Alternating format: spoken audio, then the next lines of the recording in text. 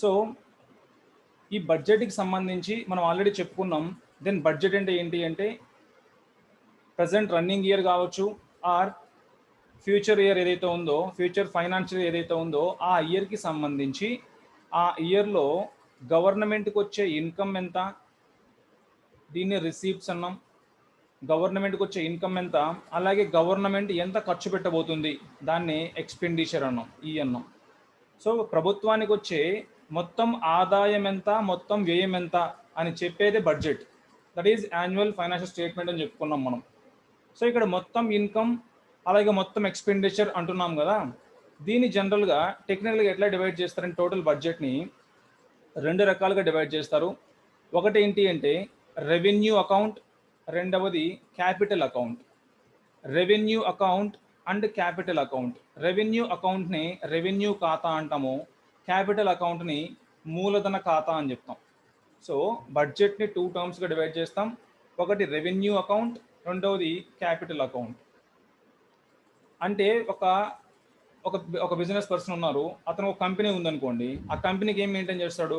Current account maintain చేస్తాడు. తనే maintain చేసుకుంటాడు, సేవింగ్స్ అకౌంట్ కానీ శాలరీ అకౌంట్ మెయింటైన్ చేసుకుంటూ ఉంటాడు.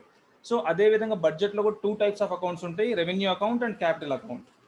ఈ ప్రతి అకౌంట్లో కూడా ప్రతి అకౌంట్కి కూడా వచ్చేవి ఉంటాయి, పోయేవి ఉంటాయి. సో వచ్చే వాటిని ఏమంటాము అంటే రిసీప్ట్స్ అంటాం, పోయే వాటిని ఏమంటామంటే ఎక్స్పెండిచర్ అంటాం. సో ఈ అకౌంట్ ఏదైతే ఉందో, రెవెన్యూ అకౌంట్ కానీ క్యాపిటల్ అకౌంట్ కానీ ఏదైతే ఉందో ఆ అకౌంట్లో వచ్చే ఆదాయాన్ని రిసీప్ట్స్ అంటాం, ఖర్చు పెట్టే వ్యయాన్ని ఏమంటామంటే మనం ఎక్స్పెండిచర్ అంటాం. ద సేమ్ వైజ్ క్యాపిటల్ అకౌంట్లో కూడా రిసీప్ట్స్ ఉంటాయి, ఎక్స్పెండిచర్ కూడా ఉంటుంది. గుర్తుపెట్టుకోండి, ఇక్కడ రిసీప్ట్స్ని రెవెన్యూ రిసీప్ట్స్ అంటాను, ఇక్కడ ఎక్స్పెండిచర్ని రెవెన్యూ ఎక్స్పెండిచర్ అంట. అంటే రెవెన్యూ ఆదాయం, రెవెన్యూ వ్యయం అని చెప్తాం అన్నట్టు.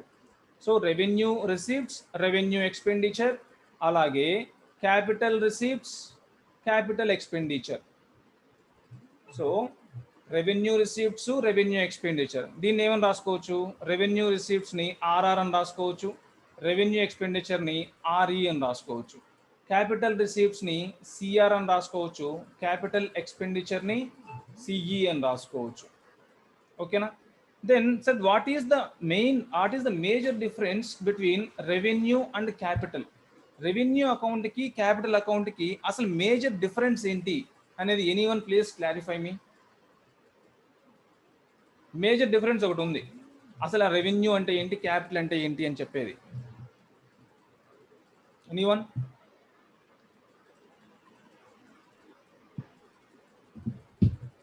గివ్ ఏ ట్రై, ఒక ట్రై లేయండి. అవును కదా, నేను చెప్తాను.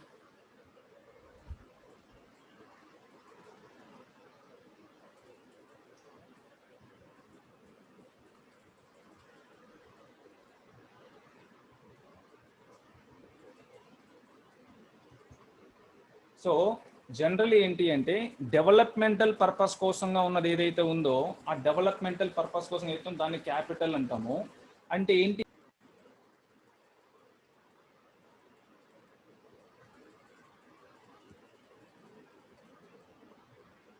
సారీ, వినిపిస్తుందా అండి? Yeah, okay.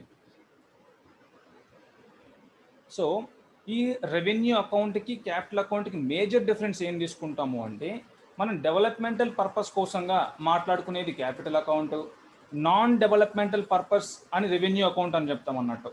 అంటే ఏదన్నా ఒక అసెట్ క్రియేషన్ జరిగిందా, ఏదన్నా ఒక టాంజిబుల్ అసెట్ క్రియేషన్ జరిగిందా, అసెట్ క్రియేషన్ జరగడం కోసంగా ఖర్చు పెట్టామా, క్యాపిటల్ ఎక్స్పెండిచర్. అసెట్ని అమ్ముకోవడం ద్వారా వచ్చిన ఆదాయమా, క్యాపిటల్ రిసీప్ట్. అంటే ఏంటి? For example Vizag steel plant, అది ప్రభుత్వ ఆదాయం, ప్రభుత్వానికి సంబంధించింది, అది ప్రభుత్వం యొక్క అసెట్.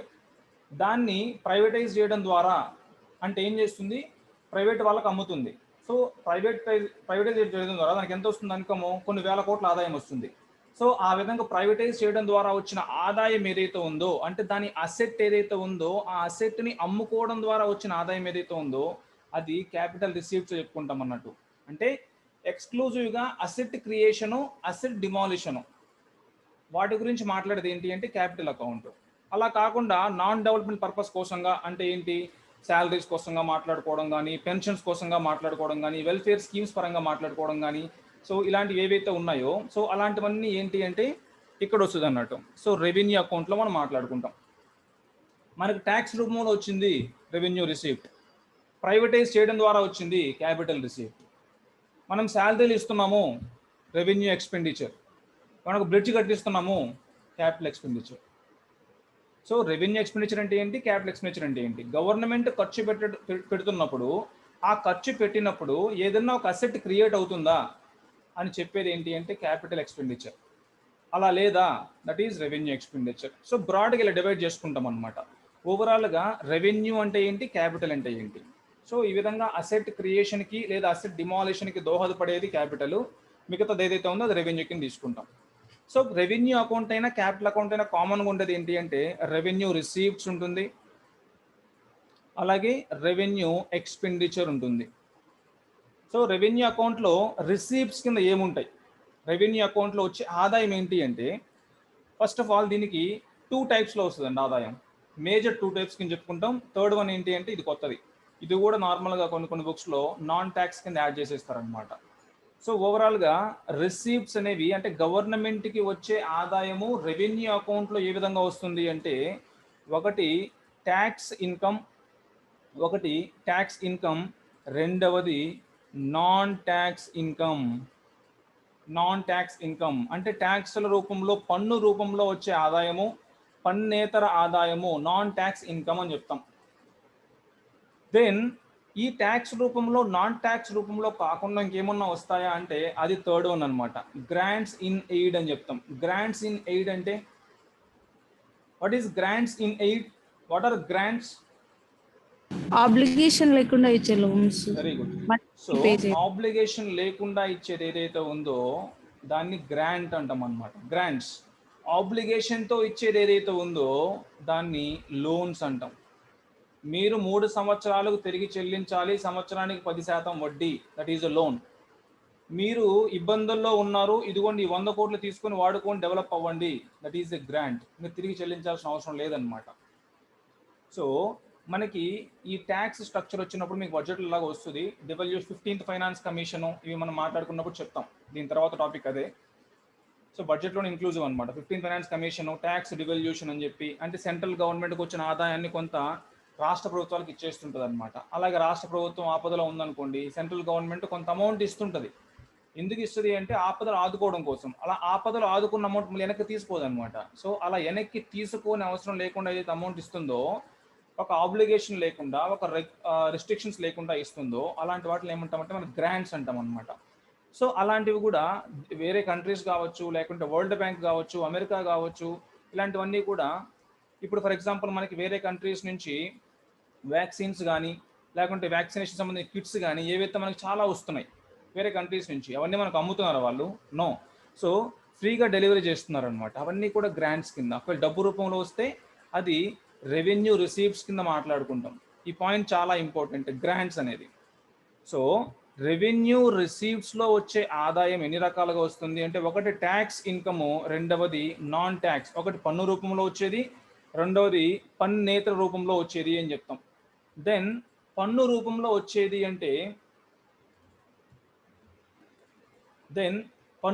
వచ్చేది అంటే ఏముంది? సో ఇదంతా కూడా రెవెన్యూ రిసీప్ట్స్ గురించి మాట్లాడుతున్నాం. సో రెవెన్యూ రిసీప్ట్స్ ఏంటండి? ఒకటి ట్యాక్స్ ఇన్కమ్, రెండవది నాన్ ట్యాక్స్ ఇన్కమ్, మూడవది గ్రాంట్స్. దెన్ ట్యాక్స్ పరంగా మాట్లాడుకుంటే ట్యాక్స్ల్లో ఎన్ని రకాలు ఉన్నాయి? ట్యాక్స్ల్లో ఎన్ని రకాలు ఉన్నాయి? ఒక డైరెక్ట్ ట్యాక్స్, ప్రత్యక్ష పన్ను అంటాం. రెండవది ఇండైరెక్ట్ ట్యాక్స్, దాన్నే పరోక్ష పన్ను అంటాం. సో ఈ 2 రూపాల్లో వస్తుంటుంది. What is the major difference between direct tax and indirect tax? What is the major difference between direct tax and indirect tax? Direct tax particular persons మీద, ఇండైరెక్ట్ ట్యాక్స్ అందరి మీద. బిజినెస్ వాళ్ళ మీద డైరెక్ట్ ట్యాక్స్. సో ఒక person are entity in the sense corporate అవ్వచ్చు, company అవ్వచ్చు, organisation ఏదైనా కావచ్చు, ఒక పర్సన్ ఆర్ ఎంటిటీ మీద వేసే పన్ను ఏదైతే ఉందో, వాళ్ళ యొక్క ఇన్కమ్ మీద వేసే పన్ను ఏదైతే ఉందో దాన్ని డైరెక్ట్ ట్యాక్స్ అంటాము. ఇక్కడ నేరుగా పర్సనే ఎవరి మీద అయితే ట్యాక్స్ వేస్తున్నామో వాళ్ళే డైరెక్ట్గా గవర్నమెంట్కి పే చేస్తున్నారు. So that is direct tax. Indirect tax అంటే వీటిల్ని వస్తువులు మరియు సేవల మీద వేస్తారు, గూడ్స్ అండ్ సర్వీసెస్ మీద వేసే పన్నులను ఏమంటామంటే మనం ఇండైరెక్ట్ ట్యాక్సెస్ అంటాము. సో ఇక్కడ ఏంటి అంటే గవర్నమెంట్కి చెల్లించే ఆదాయం ఎవరు చెల్లించాలి? కన్జ్యూమర్ చెల్లించాలి అనుకుందాం. సో ఒక టీవీ ఉంది, ఒక థమ్స్అప్ బాటిల్ ఉంది. ఈ థమ్స్అప్ బాటిల్ కన్జ్యూమర్ కొనుక్కున్నాడు, ఇతను నేరుగా గవర్నమెంట్కి పే చేస్తున్నాడా? ఇతను షాప్ కీపర్ పే చేస్తాడు, షాప్ కీపర్ హోల్సేల్ పే చేస్తాడు, హోల్సేల్ మ్యానుఫ్యాక్చరర్ గవర్నమెంట్కి పే చేస్తాడు. సంథింగ్ ఇట్లా ఈ గవర్నమెంట్కి చేరే ప్రాసెస్లో మధ్యలో ఒక మీడియేటర్ ఉంటారనమాట. ఎవరో ఒక ఇంటర్మీడియరీ ఉంటారు ట్యాక్స్ కట్టించుకోవడానికి.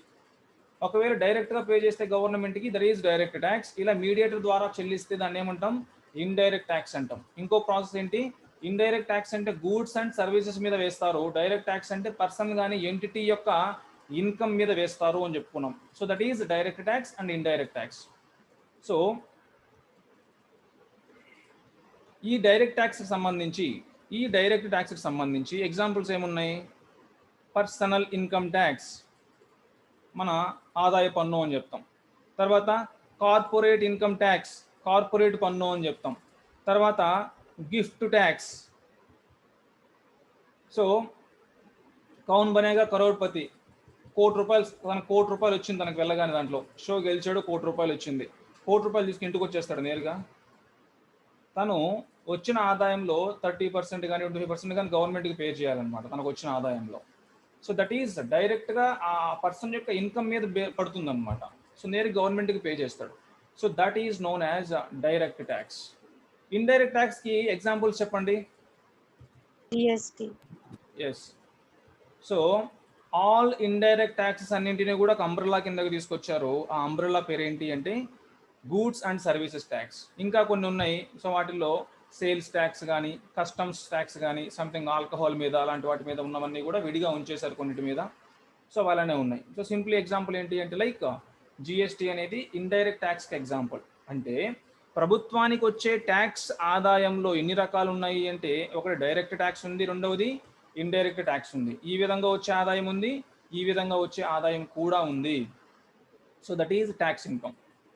రెండవది సార్ వ్యాట్ అంటే ఏంటి sir? VAT tax, value added tax అమ్మా. Value added tax simply we can call it as sales tax. Value added tax you can simply call it as sales tax. Okay. అంటే జనరల్గా ఏంటి అంటే మీకు ఏదైతే మనం చెప్పుకున్నాం కదా, రా మెటీరియల్ నుంచి ఫైనల్ కూడా అవుతుందని చెప్పుకున్నాం కదా. రా మెటీరియల్ నుంచి ఫైనల్ కూడా అవ్వడానికి ఏవైతే స్టేజెస్లో వాల్యూ యాడ్ అవుతూ ఉంటుందో, ఇది ₹1,000 రా మెటీరియల్, అల్టిమేట్గా దాని వాల్యూ ఎంత అయిందంటే ₹10,000 అయింది. ఈ ₹1,000 కాస్త ఫస్ట్ స్టేజ్లో 2,500 అయింది, 2,500 కాస్త సెకండ్ స్టేజ్లో ₹7,000 అయింది. ఇక్కడ ఎంత వాల్యూ యాడ్ అయింది? 1,500. ఈ 1,500 మీద ట్యాక్స్ కడతాం. దెన్ ఇక్కడ ఎంత యాడ్ అయింది? ₹5,000. ఈ ₹5,000 మీద ట్యాక్స్ కడతాం. సో ఏదైతే వాల్యూ యాడ్ అయిందో ఆ వాల్యూ అడిషన్ మీద ట్యాక్స్ పే చేస్తే that is value added tax అనమాట. సో సింప్లీ ఓవరాల్గా ఏం చేస్తామంటే దాన్ని సేల్స్ ట్యాక్స్ కింద కూడా చెప్పుకుంటాం అన్నట్టు. Okay. So value added tax అంటే వాల్యూ అడిషన్ అయితే జరుగుతుందో ఆ స్టేజ్ దగ్గర పడే ట్యాక్స్ ఏదైతే ఉందో ఆ ట్యాక్స్ని వాల్యూ యాడెడ్ ట్యాక్స్ అని చెప్తాం. ట్యాక్స్లు ఇంకా చాలా రకాలు ఉన్నాయి. అడ్వలెంట్ ట్యాక్స్ అని చెప్పి, వాల్యూ యాడెడ్ ట్యాక్స్ అని చెప్పి, ప్రోగ్రెసివ్, రిగ్రెసివ్. మీకు ఎలాగో జిఎస్టీ టాపిక్ చెప్పినప్పుడు నేను జిఎస్టీ టాపిక్ చెప్తాను. జిఎస్టీ ఏంటి, అసలు ఏమేమి ఉన్నాయి అనేది జిఎస్టీ టాపిక్ చెప్పినప్పుడు మీకు ట్యాక్స్ స్ట్రక్చర్ చెప్పేస్తాను క్లియర్గా. ఆ ట్యాక్స్ స్ట్రక్చర్లోనే మొత్తం ఉంటాయి. ట్యాక్స్లు ఎన్ని రకాలు ఉన్నాయి, మనం ఎలాంటి ఫాలో అవుతున్నాము, స్లాబ్స్ ఏమున్నాయి, ఇవన్నీ కూడా చూద్దాం అక్కడ. సో ఇక్కడ సింపుల్గా మీరు గుర్తుపెట్టుకోవాల్సింది ఏంటి అంటే గవర్నమెంట్కి వచ్చే ట్యాక్స్ ఇన్కమ్ ఏదైతే ఉందో ఆ ట్యాక్స్ ఇన్కమ్లో 2 రకాలు, ఒక డైరెక్ట్ ట్యాక్స్, 2 ఇండైరెక్ట్ ట్యాక్స్. ఇది క్లియర్. నౌ ట్యాక్స్ ఇన్కమ్ కాకుండా మిగతాది ఏముంది? Non tax income. ఈ నాన్ ట్యాక్స్ ఇన్కమ్ గురించి చెప్పండి ఎవరైనా.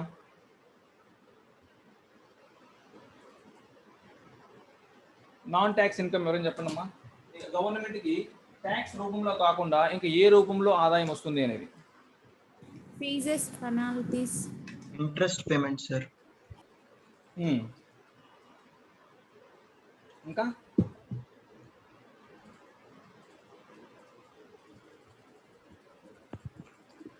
ఓఎన్జీసీ ఇటువంటి కంపెనీస్ నుంచి వచ్చే ఆదాయం very sir. Good, very good. Okay, dividends. ఇంకా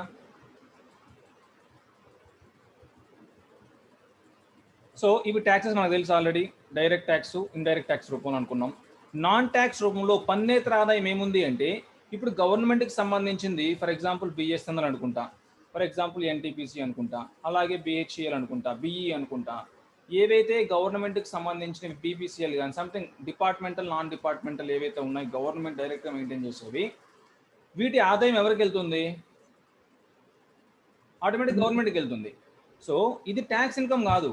సో గవర్నమెంట్కి వచ్చిన ఆదాయమే, కానీ ట్యాక్స్ ఇన్కమ్ కాదనమాట. సో ప్రభుత్వ రంగ సంస్థలు ఏవైతే ఉన్నాయో వాటిల్ని మనం public sector undertakings or public sector units అని చెప్తాం, ఆర్ పబ్లిక్ సెక్టార్ ఎంటర్ప్రైజెస్. ఈ పబ్లిక్ సెక్టార్ ఎంటర్ప్రైజెస్ ఒకవేళ సెంట్రల్ గవర్నమెంట్ అయితే సిపిఎస్ఈస్ అంటాము, స్టేట్ గవర్నమెంట్ అయితే ఎస్పిఎస్ఈస్ అంటాం. సో సెంట్రల్ గవర్నమెంట్కి సంబంధించిన పబ్లిక్ సెక్టార్ ఎంటర్ప్రైజెస్ ఏవైతే ఉన్నాయో వాటిలో ఏమున్నాయో కొన్ని చెప్పండి అమ్మా. మహారత్న, నవరత్న, మినీరత్న, ఇవన్నీ ఏంటి? Public sector enterprises. వాటికి వచ్చిన ఆదాయం ఎవరికి వెళ్తుంది? గవర్నమెంట్కి వెళ్తుంది. సో నాన్ ట్యాక్స్ ఇన్కంలో ఏమున్నాయి అంటే ఈ గవర్నమెంట్ యొక్క అండర్టేకింగ్స్ కానీ ఎంటర్ప్రైజ్ కానీ ఏవైతే ఉన్నాయో వాటికి వచ్చిన ఆదాయము నాన్ ట్యాక్స్ ఇన్కమ్. రెండవది ఇందాక ఎవరో చెప్పారు, interest payments. Interest receives, not payment, receives. Interest receipts. అంటే మనం బయట దేశాలకు అప్పులు ఇచ్చుంటాం. బయట దేశాలకు అప్పులు ఇచ్చినప్పుడు కానీ, రాష్ట్ర ప్రభుత్వానికి అప్పు ఇచ్చినప్పుడు కానీ, ఇది ఒకవేళ సెంట్రల్ గవర్నమెంట్ రిసిప్ట్ గురించి మాట్లాడితే, సో బయట దేశాలకి ఏ తప్పు ఇచ్చుంటామో ఆ అప్పుకు సంబంధించి ఆటోమేటిక్ మనకి ఏమొస్తుంటుంది? వడ్డీ వస్తూ ఉంటుంది ఎవ్రీ ఇయర్.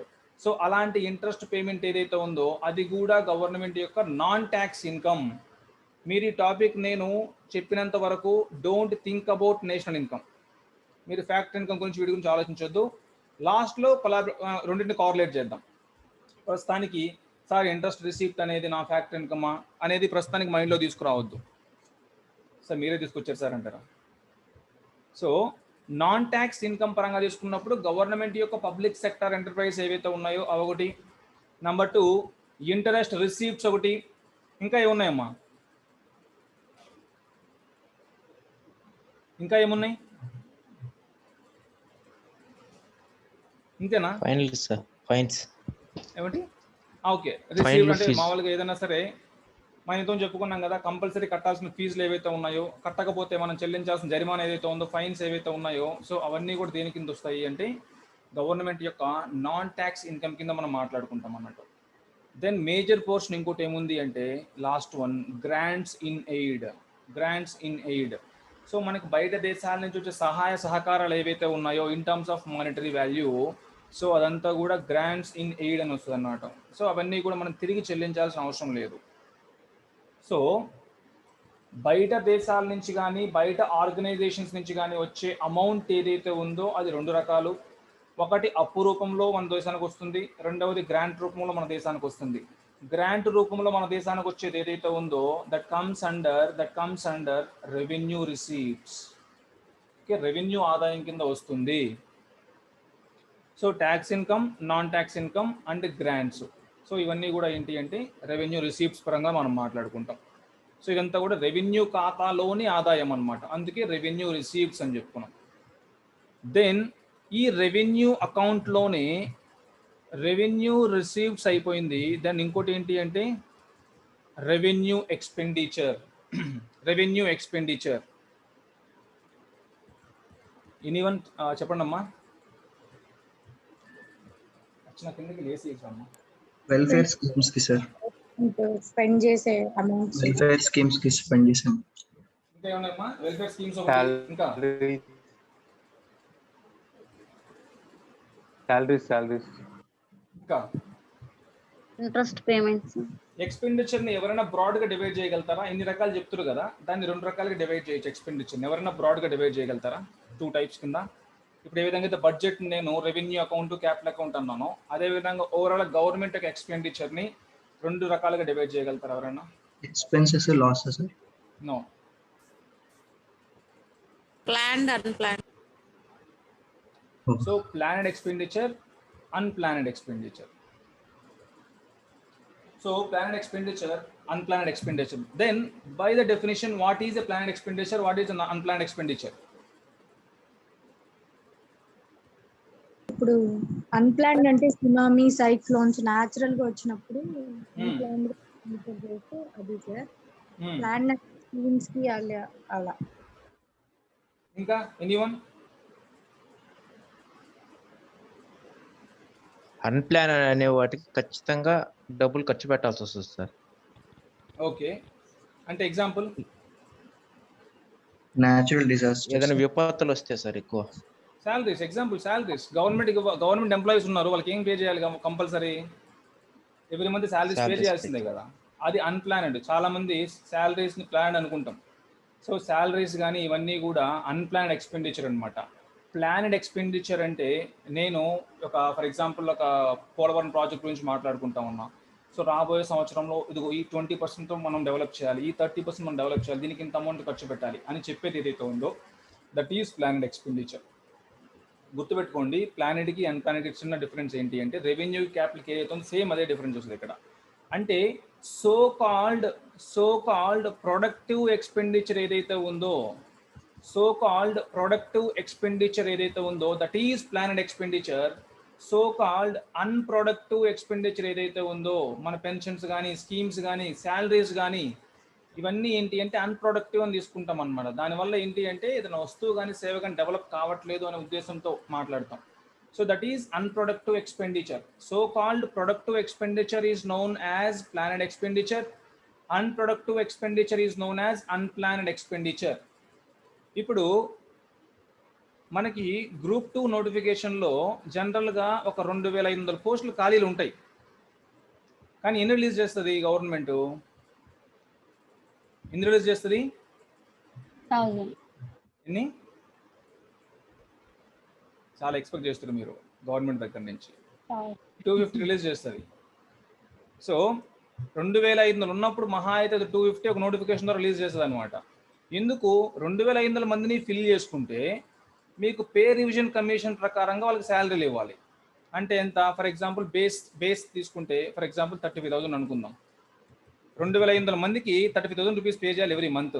ఇది ఏ ప్లాన్, దేనికి, ఏ ఎక్స్పెండిచర్ గురించి మాట్లాడుతున్నాం మనం? అన్ప్లాన్డ్ ఎక్స్పెండిచర్, శాలరీస్ అనేవి. సో వీళ్ళల్లో 250 మందికి మనం పర్మనెంట్ పోస్టులు ఇస్తాం. మిగతా 2250 పోస్టులు ఏవైతే ఉన్నాయో వాటిని కాంట్రాక్ట్ బేస్ మీద తీసుకుంటాం అనమాట. కాంట్రాక్ట్ బేస్ మీద తీసుకున్నప్పుడు ఏమైంది? వాడికి 8,000 రూపాయలు ఇచ్చినా ఓకే, వాడికి 10,000 రూపాయలు ఇచ్చినా ఓకే. సో దట్ ఏం తగ్గుతుంది మనకి దీని ద్వారా?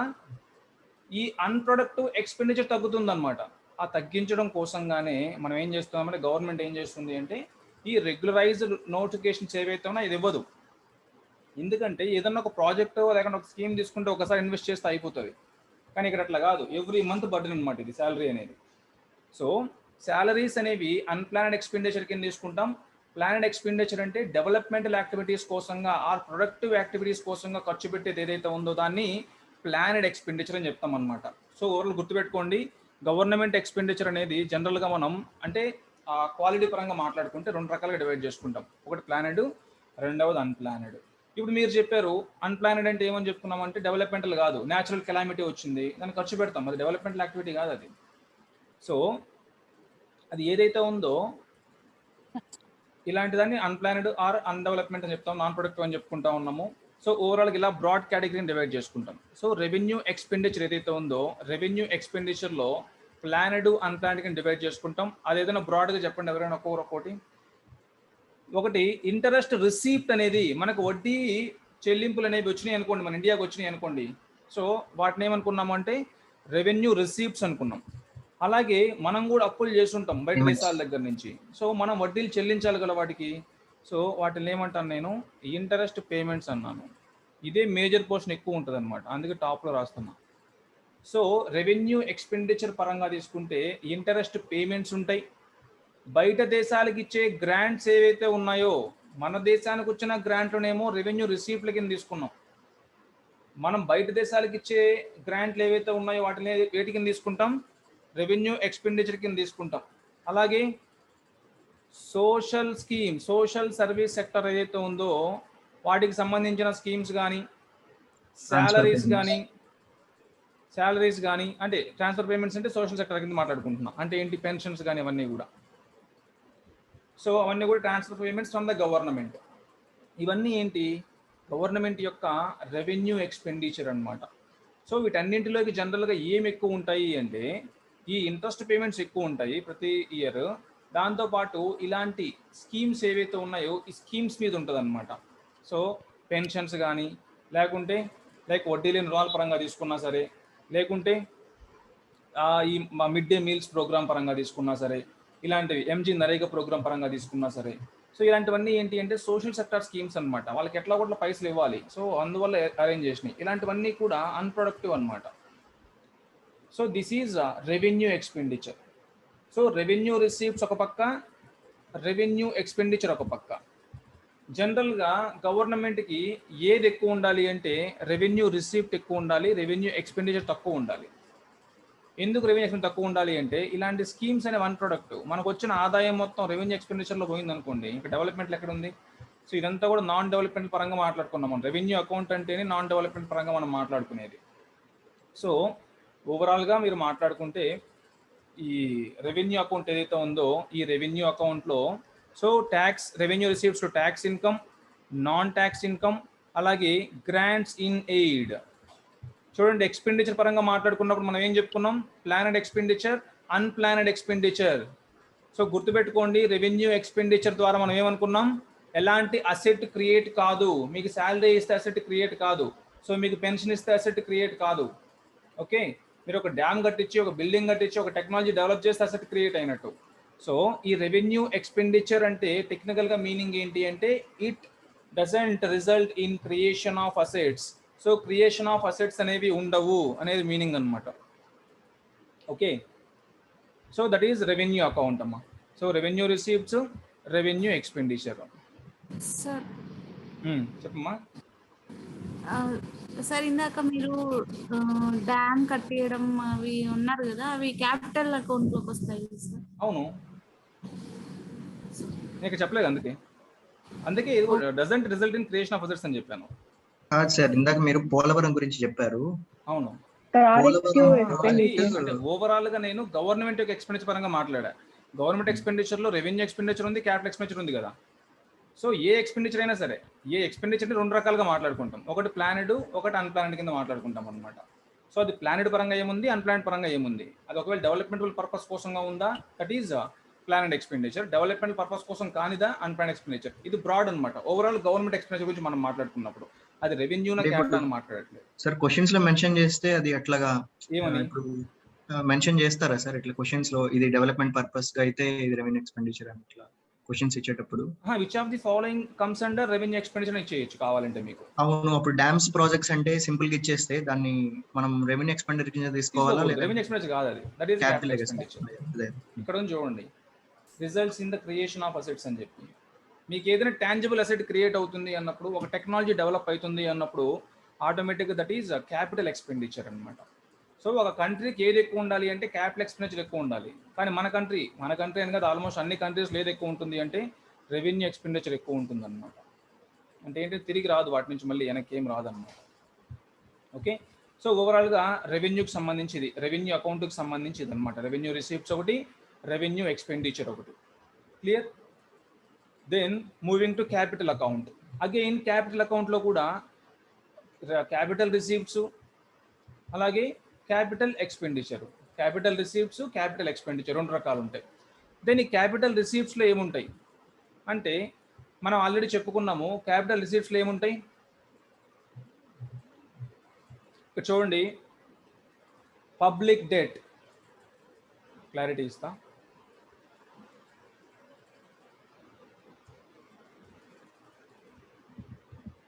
సో క్యాపిటల్ అకౌంట్, క్యాపిటల్ అకౌంట్లో మళ్ళీ ఏమేమి ఉంటాయి?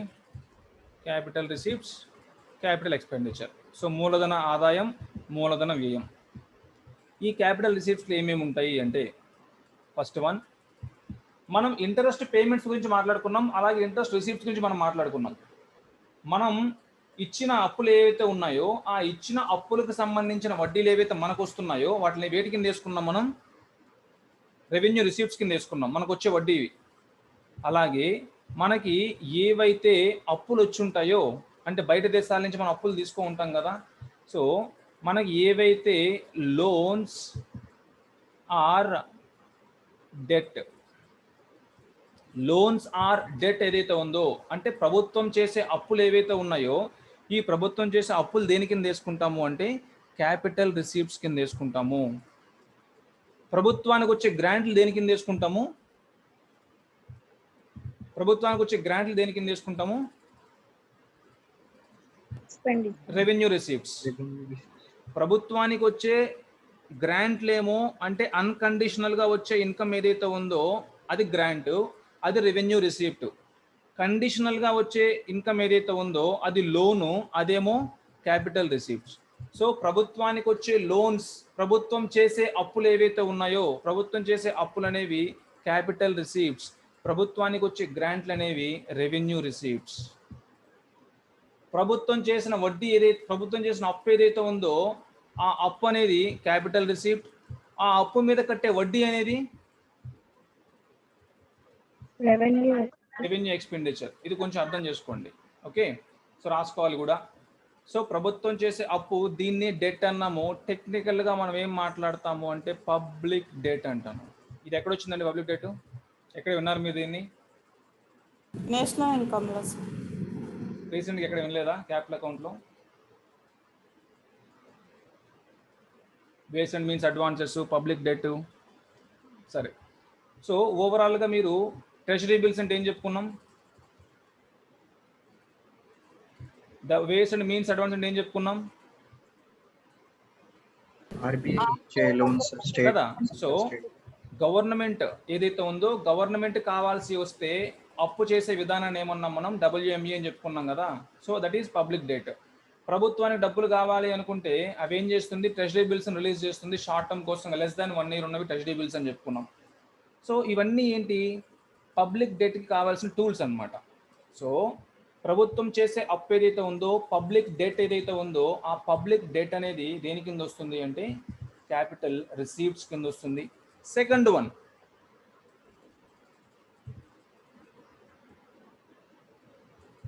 Loan recoveries. మనం ఆల్రెడీ లోన్ ఇచ్చున్నాం, ఆ లోన్ వెనక్కి వచ్చింది అనుకోండి ఈ ఇయర్, అది దేని కింద తీసుకుంటాం? క్యాపిటల్ రిసీప్ట్స్ కింద తీసుకుంటాము. అంటే మనం చేసిన అప్పులు ఏవైతే ఉన్నాయో, మనం చేసిన లోన్స్ ఏవైతే ఉన్నాయో, ప్రభుత్వం చేసిన లోన్స్ ఏవైతే ఉన్నాయో అవి క్యాపిటల్ రిసీప్ట్సే. మనం ఇంతకుముందు అప్పులు ఇచ్చున్నాం కదా, ఆ అప్పులు తిరిగి చెల్లింపులు వస్తాయి కదా. మనం 10 కోట్లు ఇచ్చినాము వేరే కంట్రీకి, 100 కోట్లు ఇచ్చాము బంగ్లాదేశ్కి. ఆ 100 కోట్లు తిరిగి ఇచ్చేసింది బంగ్లాదేశ్ ఇయర్. అప్పుడు ఏమవుతుంది? ఆ 100 కోట్లు అనేది మన యొక్క క్యాపిటల్ రిసీప్ట్ కింద తీసుకుంటాం అనమాట. అంటే లోన్ రికవరీస్ ఏవైతే ఉన్నాయో ఆ లోన్ రికవరీస్ కూడా దేని కింద వస్తాయి? క్యాపిటల్ రిసీప్ట్స్ వస్తాయి. సో మనం ఇచ్చిన అప్పులు తిరిగి వెనక్కి వస్తే క్యాపిటల్ రిసీప్ట్, మనం ఇచ్చిన అప్పుల మీద వడ్డీ వస్తే రెవెన్యూ రిసీప్ట్. క్లియరా? సో క్యాపిటల్ రిసీప్ట్స్లో ఇంకోటి చెప్పండి ఎవరన్నా. మేజర్ ఒక అంకె చెప్తాను నేను, ఒక సంఖ్య చెప్తాను, ఈ సంఖ్య చెప్తే మీకు గుర్తొస్తుంది. డిస్ఇన్వెస్ట్మెంట్. సో 1,75,000 కోట్లు టార్గెట్ అని చెప్పుకుంటా ఉంటాం మనం. సో ఓవరాల్గా డిస్ఇన్వెస్ట్మెంట్ అంటే ఏంటి? పెట్టుబడుల పార్ట్ ఆఫ్ స్టేక్ అమ్మడం సార్. పెట్టుబడుల ఉపసంహరణ అని చెప్తాం అనమాట. సో పెట్టుబడుల ఉపసంహరణ. సో మన ప్రభుత్వం యొక్క అసెట్ ఏదైతే ఉందో, పబ్లిక్ సెక్టర్ అండర్టేకింగ్ ఏదైతే ఉందో, అది ఆల్మోస్ట్ 100కు 100% గవర్నమెంట్ ఉంది అనుకోండి. ఈ 100%లో ఒక 30%, 20%, 40% ఏం చేస్తామంటే ప్రైవేట్ పీపుల్కి అమ్మేస్తాం అనమాట. ఒక 70% గవర్నమెంట్ ఉంచుకుంటుంది. ఈ 30% అమ్మేయడం ద్వారా ఏమొస్తుంది? గవర్నమెంట్కి కొంత అమౌంట్ వస్తుంది. ఆ అమౌంట్ ఏదైతే ఉందో ఆ అమౌంట్ని ఏమంటానంటే నేను క్యాపిటల్ రిసీప్ట్ అంటాను. మీకు ఇంతకుముందు చెప్పాను, అసెట్ క్రియేషన్ ద్వారా, అసెట్ డిమాలిషన్ ద్వారా అని మనం మాట్లాడుకున్నాం. మనకున్న అసెట్ని డిమాలిష్ చేయడం ద్వారా, మనకున్న అసెట్ని ఏదైతే ఉందో దాన్ని అమ్ముకోవడం ద్వారా వచ్చిన ఆదాయం ఏదైతే ఉందో అది capital receipt. Clear? So disinvestment ద్వారా వచ్చిన ఆదాయం ఏదైతే ఉందో ఆ డిస్ఇన్వెస్ట్మెంట్ ద్వారా వచ్చే ఆదాయాన్ని దేనికి తీసుకుంటాము అంటే క్యాపిటల్ రిసీప్ట్ కింద తీసుకుంటాం. పబ్లిక్ డెట్ గురించి మనం మాట్లాడుకున్నాం కదా. ఓవరాల్గా ప్రభుత్వం యొక్క క్యాపిటల్ రిసీప్ట్స్ ఎన్ని రకాలు? 3 రకాలు మాట్లాడుకున్నాం. ఒకటి పబ్లిక్ డెట్ అంటే అప్పులు, రెండవది ఏవైతే అప్పులు ఇచ్చున్నామో ఇంతకుముందు దాని యొక్క రికవరీస్. మూడోది ఏంటి అంటే పెట్టుబడుల ఉపసంహరణ, డిస్ఇన్వెస్ట్మెంట్. ఇది క్లియర్. నా ఈ పబ్లిక్ డెట్ పరంగా మాట్లాడుకుంటే ప్రభుత్వం చేసే అప్పు అనమాట. పబ్లిక్ డెట్ అంటే ప్రభుత్వ రుణం. పబ్లిక్ డెట్ అంటే ప్రభుత్వం చేసే అప్పులు ఎన్ని రకాలండి? ఎనీవన్ ఎన్ని రకాలుగా రావచ్చు ప్రభుత్వానికి అప్పు అనేది? ఎక్స్టర్నల్ గా internal. Very good. So treasury bills, WMS ఏంటి ఇవన్నీ? ఇంటర్నల్గా విదిన్ ద కంట్రీ మనం గవర్నమెంట్ తీసుకుంటుంది అనమాట. సో పబ్లిక్ డెట్ రెండు రకాలు. ఒకటి ఏంటి అంటే ఇంటర్నల్ డెట్ అంటాం, అంటే అంతర్రాష్ట్ర ఆర్ అంతర్దేశ అని చెప్తాం. సో మన దేశాంతరంలో చేసే అప్పులు ఏవైతే ఉన్నాయో అవి ఇంటర్నల్ డెట్. రెండవది ఎక్స్టర్నల్ డెట్ అనమాట. సో అమెరికా కానీ సపోర్ట్ చేస్తుంది, అమెరికా అప్పు ఇచ్చింది, లేకుంటే న్యూ డెవలప్మెంట్ బ్యాంక్ ఇచ్చింది, ఏషియన్ డెవలప్మెంట్ బ్యాంక్ ఇచ్చింది, బ్రిక్స్ డెవలప్మెంట్ బ్యాంక్. సో ఇలాంటివి ఏవైతే ఉన్నాయో IMF అప్పు ఇచ్చింది. ఇలాంటి ఏవి ఇచ్చినా సరే అవన్నీ కూడా ఎక్స్టర్నల్గా బయట దేశాల నుంచి మనకు వచ్చినాయి అని అర్థం అన్నట్టు. సో ప్రభుత్వం చేసే అప్పులు మళ్ళీ రెండు రకాలు, ఇంటర్నల్ డెట్, ఎక్స్టర్నల్ డెట్. ఈ ఇంటర్నల్ డెట్లో భాగాలే మనం చెప్పుకున్నాం. ఏంటవి? Ways, means, advances and treasury bills, bill market ఏవైతే మనం మాట్లాడుకున్నామో అవన్నీ కూడా ఇంటర్నల్గా చేసే పబ్లిక్ డెట్ అనమాట. సో క్యాపిటల్ రిసీవ్స్ పరంగా మాట్లాడుకుంటే క్యాపిటల్ రిసీవ్స్లో లోన్ రికవరీస్ ఉన్నాయి, అలాగే లోన్స్ ఉన్నాయి, అంటే మనం చేసిన లోన్స్ అనమాట. అలాగే డిస్ఇన్వెస్ట్మెంట్ ద్వారా వచ్చిన ఆదాయం ఏదైతే ఉందో, అంటే ప్రభుత్వం తన యొక్క ఆస్తులను అమ్ముకోవడం ద్వారా వచ్చిన ఆదాయం ఏదైతే ఉందో అది కూడా దేని కిందకి వెళ్ళిపోద్ది? క్యాపిటల్ రిసీవ్స్ కిందకి వెళ్ళిపోతుంది. సో ఇదంతా కూడా క్యాపిటల్ రిసీవ్స్ అండి. దెన్ ఎనీవన్, సో ఇక్కడ చూడండి క్యాపిటల్ రిసీప్ట్ అంటే ఏంటి? Public debt. పబ్లిక్ డెట్ రెండు రకాలు, ఇంటర్నల్, ఎక్స్టర్నల్. రెండవది recoveries of loans and advances. So మనం ఇచ్చిన లోన్స్ ఏవైతే ఉన్నాయో వాటిని రికవర్ చేసుకోవడము. మూడవది మిస్సెలేనియస్ కింద డిస్ఇన్వెస్ట్మెంట్ ఏదైతే ఉందో, సో పెట్టుబడుల ఉపసంహరణ ఏదైతే ఉందో దాని ద్వారా వచ్చిన ఆదాయం కూడా రిసీప్ట్స్ కింద ఏ అకౌంట్లో? క్యాపిటల్ అకౌంట్లో అని చెప్పుకుంటాం అన్నట్టు. సో క్లియరా? So these are capital receipts. So ఇచ్చిన లోన్స్. Yes sir. సార్ ఇప్పుడు ప్రభుత్వం చేసే అప్పులు అది అసెట్ క్రియేట్ చేసాను గ్యారంటీ లేదు కదా సార్, వాళ్ళ స్కీముల మీద ఖర్చు పెట్టవచ్చు కదా? అవును, చేసినా చేయకపోయినా ప్రభుత్వ రుణాన్ని కంపల్సరీగా మనం క్యాపిటల్ కింద తీసుకుంటాం అనమాట. సో ప్రభుత్వం చేసే అప్పు ఏదైనా సరే, ప్రభుత్వం చేసే అప్పు ఏదైనా సరే మనం తిరిగి చెల్లించాల్సింది ఏదైనా సరే అది క్యాపిటల్ అకౌంట్ కింద తీసుకుంటుంది అన్నమాట ఫైనాన్స్ మినిస్ట్రీ. దాని ద్వారా నేను ఓన్లీ పెన్షన్లు ఇస్తున్నానా, దాని ద్వారా బ్రిడ్జ్ కడుతున్నాను పక్కన పెడితే, ఓవరాల్గా ప్రభుత్వం చేసే అప్పు ఏదైతే ఉందో ఆ అప్పు అంతా కూడా కంప్లీట్గా క్యాపిటల్ అకౌంట్ కింద తీసుకుంటుంది ఫైనాన్స్ మినిస్ట్రీ. ఓకే. సో దాని ద్వారా వచ్చిన రిపర్కషన్స్ వేరు, దాని ద్వారా డెవలప్మెంట్ అవుతుందా డెవలప్మెంట్ కాకపోతుందా అనేది సెకండరీ. సో దీని ప్రకారం ఏంటి అంటే మినిస్ట్రీ ప్రకారము ఏదైనా సరే ప్రభుత్వానికి వచ్చిన అప్పు ఏదైతే ఉందో తిరిగి చెల్లించాల్సింది, అదే కండిషనల్ అని చెప్తాం అనమాట. సో కండిషనల్ అమౌంట్ ఇది, and non conditional amount. So that is grant. Grants అన్నీ కూడా రెవెన్యూ కింద దోసేసింది, అప్పులన్నీ కూడా క్యాపిటల్ అకౌంట్ కింద దోసేసింది అనమాట. ఓకే. సో ప్రభుత్వం అప్పు ఏదైతే ఉందో సింప్లీ పబ్లిక్ డెట్ కంప్లీట్గా దేని కింద ఉంటుంది అంటే అది పర్పస్ డెవలప్మెంట్లు కావచ్చు, నాన్ డెవలప్మెంట్ ఏదైనా సరే దేని కింద తీసుకుంటుంది అంటే క్యాపిటల్ అకౌంట్ కింద తీసుకుంటుంది అనమాట. ఈ క్యాపిటల్ అకౌంట్లో తీసుకుని అప్పు చేసింది మాత్రం క్యాపిటల్ అకౌంట్లో, ఈ అప్పు మీద కట్టే వడ్డీ మాత్రం దేని నుంచి చెల్లిస్తున్నట్టు? రెవెన్యూ అకౌంట్ నుంచి చెల్లిస్తున్నట్టు అనమాట. అందుకే రెవెన్యూ ఎక్స్పెన్స్ కింద తీసుకుంటాం దాన్ని. సో చేసిన అప్పులైతే క్యాపిటల్ అకౌంట్, చేసిన అప్పుల మీద కట్టే వడ్డీ అయితే రెవెన్యూ అకౌంట్. ఓకే. అప్పులైతే క్యాపిటల్ అకౌంట్, గ్రాంట్స్ అయితే రెవెన్యూ అకౌంట్. అప్పులు ఏవైతే ఇచ్చున్నామో ఆ అప్పుల రికవరీస్ కూడా క్యాపిటల్ అకౌంట్, అంతేకాని రెవెన్యూ అకౌంట్ వేసుకోకూడదు. ఓకే. లోన్స్ తీసుకున్నా, లోన్స్ రికవరీ చేసుకున్నా ఏదైనా సరే ప్రభుత్వానికి వచ్చేదే అమౌంట్. ఆ వచ్చే అమౌంట్ కూడా ఇక్కడ సింపుల్గా ఏంటి అంటే ఇక్కడ టెక్నికల్ టర్ము, ఈ పబ్లిక్ డెట్ని ఏమంటామంటే సింపుల్ నార్మల్ లాంగ్వేజ్లో బారోయింగ్స్ అంటాం. ఈ బారోయింగ్స్ జనరల్గా ఫస్ట్ రిసీప్ట్స్ కింద తీసుకునే వాళ్ళు కాదు. ఎందుకు? అసలు గవర్నమెంట్ ఆదాయం కాదు కదా రిసీప్ట్ అంటే ఈ విధంగా బారోయింగ్స్ ఆదాయం కాదు కదా. కానీ మన బడ్జెట్ డెఫిసిట్ పెరిగిపోతూ ఉందన్నమాట. ప్రతి సంవత్సరము ఈ ఎక్స్పెండిచర్ పెరిగిపోతుంది. రెవెన్యూ ఎక్స్పెండిచర్ పెరిగిపోవడం వల్ల ఏమవుతుందంటే ఓవరాల్గా బడ్జెట్ మొత్తంలో వచ్చే ఆదాయానికి వ్యయానికి కొంత సరిపోవట్లా. కంపల్సరీ మనం దేని కింద వెళ్తున్నాము అంటే బారోయింగ్ కోసం వెళ్ళాల్సిన పరిస్థితి ఏర్పడింది. ప్రతి సంవత్సరం మనం బారోయింగ్ చేసుకుంటానే ఉన్నాం. సో అందుకే ఈ బారోయింగ్ అనేది ఒక సపరేట్ ఎంటిటీ కింద కాకుండా ఈ బారోయింగ్ ఏం చేసింది అంటే దానికి వచ్చిన ఆదాయం కింద చూపించుకుంటుంది అనమాట. ఆదాయం కింద చూపించుకొని రెండింటిని ఈక్వల్ చేసుకుంటుంది గవర్నమెంట్. సో బడ్జెట్ డెఫిసిట్ లేదు, సో తక్కువ ఉంది అని చెప్తుంటుంది అనమాట. So borrowings or public debt comes under capital account. అది కూడా రెవెన్యూ కింద చూపిస్తాం అన్నట్టు. మనం తిరిగి చెల్లించాల్సిందైనా సరే రెవెన్యూ కింద చూపిస్తాం, మనం మన ఆదాయం కింద చూపించుకుంటాం దాన్ని. Now expenditure, capital expenditure. So ఇక్కడ ఆల్రెడీ ఉంది. క్యాపిటల్ ఎక్స్పెండిచర్ అంటే సింప్లీ డెవలప్మెంటల్ పర్పస్ అని చెప్పుకున్నాం, results in the creation of assets అని చెప్పుకున్నాం. So for example land procurement, మన అమరావతి డెవలప్మెంట్ ఉంది. So capital development, capital city కోసంగా మనం ల్యాండ్ పూల్ చేసినాం కదా. సో అలాంటి ల్యాండ్ ప్రొక్యూర్మెంట్ ఏదైతే ఉందో అదంతా కూడా క్యాపిటల్ ఎక్స్పెండిచర్. అలాగే రైల్వేస్కి సంబంధించి ఏదైతే ఖర్చు పెట్టిందో వాటి మీద రైల్వే ట్రాక్స్ చేయడం కానీ సంథింగ్ ఇలాంటివి, బ్రిడ్జెస్ కానీ డ్యామ్స్ కానీ ఏవైతే ఉన్నాయో ఇలాంటివన్నీ. ఇక్కడ ఈ పాయింట్ ఇంపార్టెంట్. మనం రికవరీ చేసుకున్న లోన్స్ ఏవైతే ఉన్నాయో, రికవరీ చేసుకున్న లోన్స్ అయితే క్యాపిటల్ రిసీప్ట్స్. మనం అదేవిధంగా రీపే చేసామనుకోండి లోన్స్, మనం తెచ్చిన అప్పులు ఏవైతే ఉన్నాయో రీపే చేస్తే ఆ రీపేమెంట్ ఆఫ్ లోన్స్ దేని కింద వెళ్ళిపోతుంది అంటే ఎక్స్పెండిచర్ కింద చూపిస్తాం. So repayment of loans, public debt అంటే లోన్స్ తీసుకోవడం, ఇక్కడ రీపేమెంట్ వాటిని చెల్లించడం.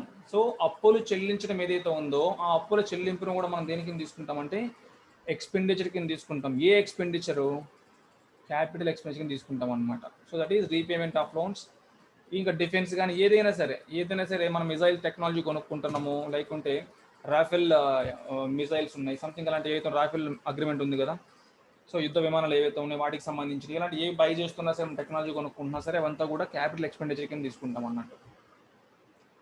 సో ఈ రీపేమెంట్ ఆఫ్ లోన్స్ ఏవైతే ఉన్నాయి capital expenditure, recoveries of loans ఏవైతే ఉన్నాయో అవైతే క్యాపిటల్ రిసీవ్స్ అన్నమాట. మనం ఏవైతే లోన్స్ తెచ్చుకున్నామో ఆ లోన్స్ మీద పే చేసే వడ్డీ ఏమో రెవెన్యూ ఎక్స్పెండిచర్, ఆ లోన్స్ తిరిగి ఇచ్చేస్తే ఏమో క్యాపిటల్ ఎక్స్పెండిచర్. లోన్స్ ఏవైతే తీసుకుంటున్నామో అవైతే క్యాపిటల్ రిసీప్ట్స్, వాటి మీద మనం ఇచ్చిన లోన్స్ మీద వచ్చే వడ్డీ ఏదైతే ఉందో అది రెవెన్యూ రిసీప్ట్స్. సో ఈ టర్మ్స్ ఏవైతే ఉన్నాయో అవి కొంచెం అర్థం చేసుకోండి. లోన్స్ పరంగా, లోన్ అమౌంట్ పరంగా మాట్లాడుతున్నామా క్యాపిటల్ అకౌంట్, ఇంట్రెస్ట్ అమౌంట్ గురించి మాట్లాడుతున్నామా రెవెన్యూ అకౌంట్. ఈ విధంగా గుర్తుపెట్టుకోండి. మనకు వస్తే ఆదాయము, పోతే వ్యయము. ఓకేనా? So this is revenue account, capital account. Revenue receipts revenue expenditure, capital receipts capital expenditure. ఓకేనా?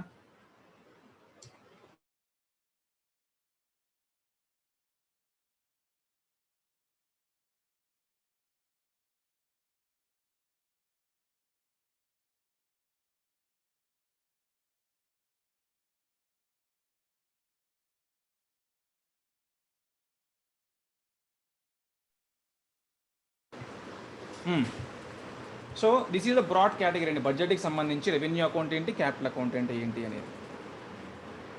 ఇక్కడ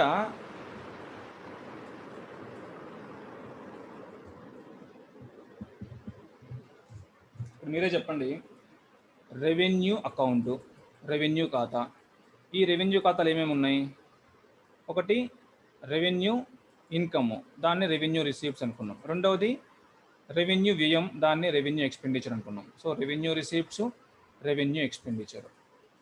ఒకనొక ఫైనాన్షియల్ ఇయర్లో రెవెన్యూ అకౌంట్కి సంబంధించి మనం మాట్లాడుకున్నప్పుడు రెవెన్యూ ఖాతాలో వచ్చిన ఆదాయము 100 కోట్లు.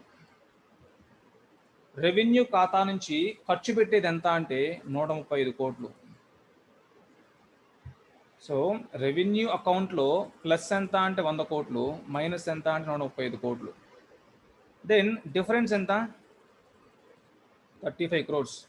సో 35 crores అనేది తక్కువ ఉంది. సో మనకి 35 crores మనకు వచ్చింది ఎంత? 100 కోట్లు చేతిలో. కానీ ఎంత ఖర్చు పెట్టాలి ఇప్పుడు మనం? 135 కోట్లు ఖర్చు పెట్టాలి. కానీ మన దగ్గర అంత లేదు, 100 కోట్లే ఉందన్నమాట. అంటే ఎంత తక్కువ ఉంది మన దగ్గర? 35 కోట్లు తక్కువ ఉంది. ఈ 35 కోట్ల తక్కువని ఏమంటామంటే, సో 35 కోట్లు తక్కువని ఏమంటామంటే లోటు అంటాం. సో ఈ 35 కోట్లు ఏమంటామంటే లోటు అంటాం. ఈ లోటునే టెక్నికల్గా ఏమంటాం? డెఫిసిట్ అంటాం. డెఫిసిట్ అంటే రెవెన్యూ అకౌంట్లో దేశానికి 100 కోట్లే ఆదాయం వచ్చింది, కానీ ఈ శాలరీల రూపంలో ఇవ్వాల్సినవి కానీ, పెన్షన్ రూపంలో ఇవ్వాల్సినవి కానీ, ఇంట్రెస్ట్ పేమెంట్ రూపంలో ఖర్చు పెట్టాల్సినవి కానీ ఇవంతా లెక్కేస్తే ఎంత వచ్చింది? 135 కోట్లు వచ్చింది. ఏది ఎక్కువ ఉంది? ఖర్చు ఎక్కువ ఉంది, ఆదాయం తక్కువ ఉంది. ఆటోమేటిక్గా ఏముంది? లోటు ఎక్కువ ఉందన్నమాట. That is deficit. A deficit ఇది? ఏ అకౌంట్లో వచ్చింది? రెవెన్యూ అకౌంట్లో వచ్చింది కాబట్టి this deficit is known as revenue deficit. So revenue అకౌంట్లో వచ్చిన డెఫిసిట్ ఏదైతే ఉందో that is revenue deficit. Okay, నేను ఓన్లీ రెవెన్యూ ఖాతా గురించి మాట్లాడుతున్నాను అండి, మొత్తం బడ్జెట్ గురించి మనం మాట్లాడట్లేదు. సో ఇక్కడ గుర్తుపెట్టుకోండి, ఇవి మీకు ఏదైతే డిస్ప్లే చూపిస్తున్నానో ఈ డిస్ప్లే చూపించేవి ఇది మీకు మోస్ట్లీ టర్మినాలజీ ఇది అనమాట. మీకు బడ్జెట్ టాపిక్లో వచ్చేది, మీరు ఏ బడ్జెట్ చదివినా సరే మీకు వచ్చే టర్మ్స్ ఏంటి అంటే ఇవి. సర్ప్లస్ బడ్జెట్ అంటే ఏంటి, డెఫిసిట్ బడ్జెట్ అంటే ఏంటి, బ్యాలెన్స్డ్ బడ్జెట్ అంటే ఏంటి, రెవెన్యూ డెఫిసిట్ అంటే ఏంటి, physical deficit, deficit financing, primary deficit, effective revenue deficit, debt servicing. ఇవి బేసిక్ టర్మ్స్ అనమాట మీకు ఉపయోగపడేవి. ఇంకా మీకు ఉన్నాయి ఎఫ్ఆర్బిఎం యాక్ట్ కొత్తది ఒకటి ఉంటుంది. సో ఈ టర్మ్స్ చూద్దాం ఫస్ట్. ఈ టర్మ్స్ ఏంటి అనేది దీంట్లో ఇప్పుడు నేను ఎక్స్ప్లెయిన్ చేసింది ఏంటి అంటే రెవెన్యూ లోట్ అనమాట. So please tell me anyone what is revenue deficit?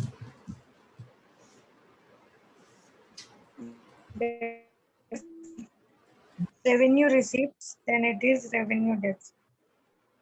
So revenue ఆదాయం అనేది revenue. రెవెన్యూ వ్యయం కంటే తక్కువ ఉంది. ఆ రెవెన్యూ వ్యయం అనేది రెవెన్యూ ఆదాయం కంటే ఎక్కువ ఉంది అనుకోండి, ఎక్కువ ఖర్చు పెడుతుంది కానీ తక్కువ ఆదాయం ఉంది, ఆటోమేటిక్ లోట్లో ఉంటుంది. ఆ లోటుని ఏమంటానంటే నేను రెవెన్యూ లోటు అని చెప్తా. సో రెవెన్యూ అకౌంట్ గురించి మనం మాట్లాడుకుంటా ఉన్నాం. ఇది క్లియరా?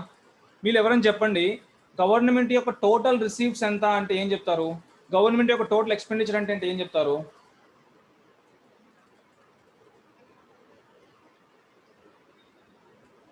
Revenue expenditure plus capital expenditure Is total. అంతేనా? సో ఓవరాల్గా ఇప్పుడు మనం మాట్లాడుకున్న దాంట్లో ఏమేమి ఉన్నాయి? ఇన్కమ్లు రెండు ఉన్నాయి. ఏ ఇన్కమ్లు అవి? ఒకటి revenue receipt, income in the sense receipt అండి ఇక్కడ. So revenue receipt. ఇంకోటి ఏముంది? క్యాపిటల్ అకౌంట్లో కూడా ఒక రిసీప్ట్ ఉంది. So that is capital receipt. అంటే ఇది రెవెన్యూ ఖాతాలో వచ్చిన ఆదాయము, ఇది మూలధన ఖాతాలో వచ్చిన ఆదాయము, మొత్తం కలుపుకుంటే దీన్ని టోటల్ రిసీవ్స్ అని చెప్తా. దీన్ని ఏమని చెప్తానంటే మొత్తం ఆదాయము. ప్రభుత్వానికి ఆ ఆర్థిక సంవత్సరంలో వచ్చే మొత్తం ఆదాయం అంటే ఏమని చెప్పాలి? Revenue receipts plus capital receipts అని చెప్పాలి. సో ఇది ఒక హ్యాండ్. దెన్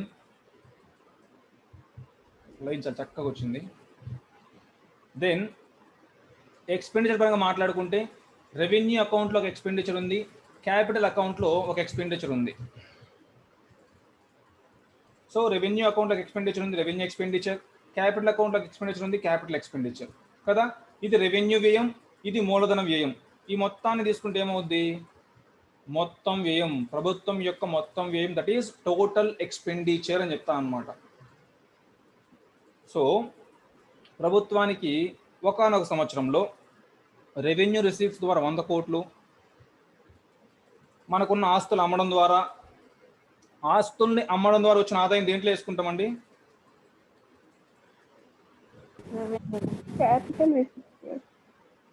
క్యాపిటల్ రిసిప్ట్ కదా. సో మన ఆస్తుల్ని అమ్మడం ద్వారా, లిక్విడ్ చేయడం ద్వారా వచ్చిన ఆదాయం ఏదైతే ఉందో అది క్యాపిటల్ రిసీప్ట్. సో దాని ద్వారా కానీ, మన లోన్స్ రికవరీస్ పరంగా కానీ, మనం చేసిన అప్పుల పరంగా ఏదైనా సరే క్యాపిటల్ రిసీప్ట్స్ ఏవైతే ఉన్నాయో ఆ క్యాపిటల్ రిసీప్ట్స్ అనేవి ఒకానొక సంవత్సరంలో ఒక 200 crores ఉన్నాయి. సో మొత్తం ఆదాయం ఎంత ప్రభుత్వానికి?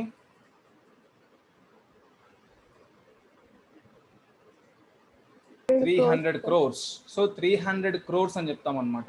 సో 300 crores ఈజ్ ప్రభుత్వానికి ఆ ఆర్థిక సంవత్సరం ఉన్నటువంటి మొత్తం ఆదాయం, total receipts.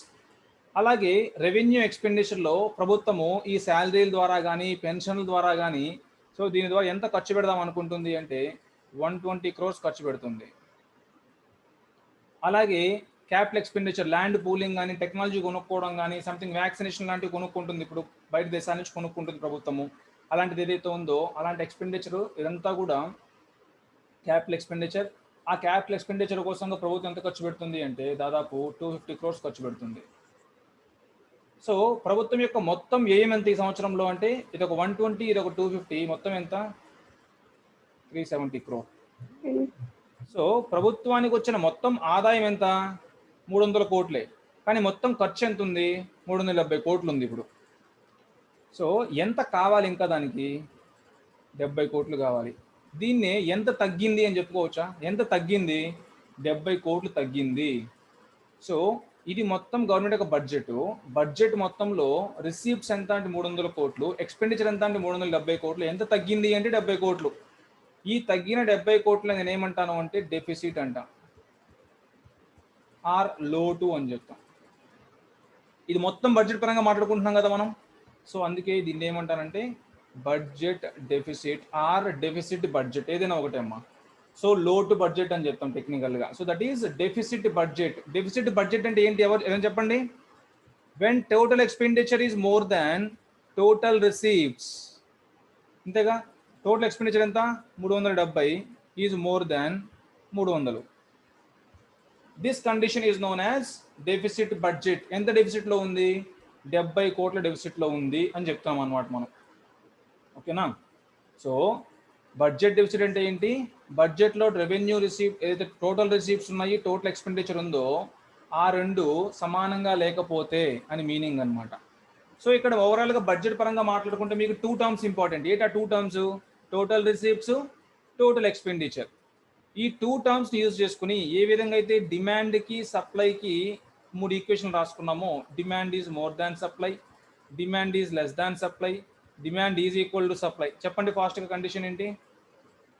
Demand is more than supply, inflation, price rise, inflation. Supply is more than demand, price fall, deflation. Demand is equal to supply, equilibrium. సమతుల్యంగా ఉంది, ఈక్విలిబ్రియం అని చెప్పుకున్నాం. ఇక్కడ కూడా మీకు 2 టర్మ్స్ ఉన్నాయి. టోటల్ రిసీప్ట్స్ ఒక పదం ఉంది, టోటల్ ఎక్స్పెండిచర్ మొత్తం ఆదాయము మొత్తం వ్యయం. దీనికి సంబంధించి నేను 3 ఈక్వేషన్స్ తీస్తా. ఏంటవి? When total receipts is equal to total expenditure, when total receipts అంటే మొత్తం ఆదాయం అనేది మొత్తం వ్యయం కంటే ఎక్కువ ఉంది, మొత్తం వ్యయం అనేది మొత్తం ఆదాయం కంటే ఎక్కువ ఉంది. ఇలా 3 కండిషన్లు వస్తాయి. సో ఇవి వరుసగా చెప్పండి. ఈ రెండు ఎప్పుడైతే ప్రభుత్వానికి వచ్చిన మొత్తం ఆదాయము ప్రభుత్వం చేసే మొత్తం వ్యయానికి రెండు సమానంగా ఉంటే దాన్ని ఏమంటాను నేను? Balanced budget. Yes, that is the third one. So సమతుల్య బడ్జెట్ అని చెప్తాం, బ్యాలెన్స్డ్ బడ్జెట్. సో 100 కోట్ల ఆదాయం వచ్చింది, 100 కోట్ల ఖర్చు ఉంది నాకు. So that is balanced budget అనమాట. సో బ్యాలెన్స్డ్ బడ్జెట్ ఇది జనరల్గా మనం ఫాలో అవుతున్నాము 2000 నుంచి 2001 ఫైనాన్షియల్ ఇయర్ అనమాట. మనం భారత ప్రభుత్వం ప్రస్తుతానికి ఫాలో అయ్యే బడ్జెట్ ఏంటి అంటే బ్యాలెన్స్డ్ బడ్జెట్. ఆ బ్యాలెన్స్డ్ బడ్జెట్ ఏంటి సార్ అంటే ఇక్కడ వస్తుంది మీకు, అది డెఫిసిట్ ఫైనాన్సింగ్ ప్లేస్లో చెప్తాను క్లియర్గా అదేంటి అనేది. So currently Indian government is following the concept of balanced budget. So 2000 నుంచి మనం ఫాలో అవుతున్నాం బ్యాలెన్స్ బడ్జెట్ని. సో ప్రస్తుతానికి మనకి బడ్జెట్ డెఫిసిట్ ఉండదు. బడ్జెట్ డెఫిసిట్ ఎంత అంటే ఏం చెప్పాలి మీరు? 2021-22లో బడ్జెట్ డెఫిసిట్ ఎంత? 2020-21లో బడ్జెట్ డెఫిసిట్ ఎంత? 0. ఎందుకు? మనం ఫాలో అవుతుంది balanced budget concept. So balanced బడ్జెట్లో డెఫిసిట్ బడ్జెట్ ఎంత? బడ్జెట్ డెఫిసిట్ ఎంత అంటే ఏం చెప్పాలి? 0 అని చెప్పాలి. ఓకే. తర్వాత total receipts are more than total expenditure. ప్రభుత్వానికి వచ్చిన ఆదాయం ఏదైతే ఉందో ఆ ఆదాయం అనేది మీకు వినిపిస్తుందా అండి? ఓకే, నాకు ఇంటర్నెట్లో స్లో అని చూపిస్తుంది. యా. సో ప్రభుత్వానికి వచ్చిన మొత్తం ఆదాయం ఎక్కువ ఉంది కానీ ఖర్చు తక్కువ ఉంది. అంటే 500 కోట్లు వచ్చింది మొత్తం టోటల్ రిసీప్ట్స్, 450 కోట్లే ఖర్చు పెడుతుంది గవర్నమెంట్. దీన్ని ఏమంటాను ఈ కండిషన్ని? సర్ప్లస్ బడ్జెట్, మిగులు బడ్జెట్. మీలో ఎవరన్నా మిగులు బడ్జెట్కి ఇన్ఫ్లేషన్కి లింక్ చేయగలుగుతారా? ఆలోచన చెప్పండి. ఎవరన్నా లింక్ చేయగలుగుతారా ఇన్ఫ్లేషన్కి సర్ప్లస్ బడ్జెట్కి?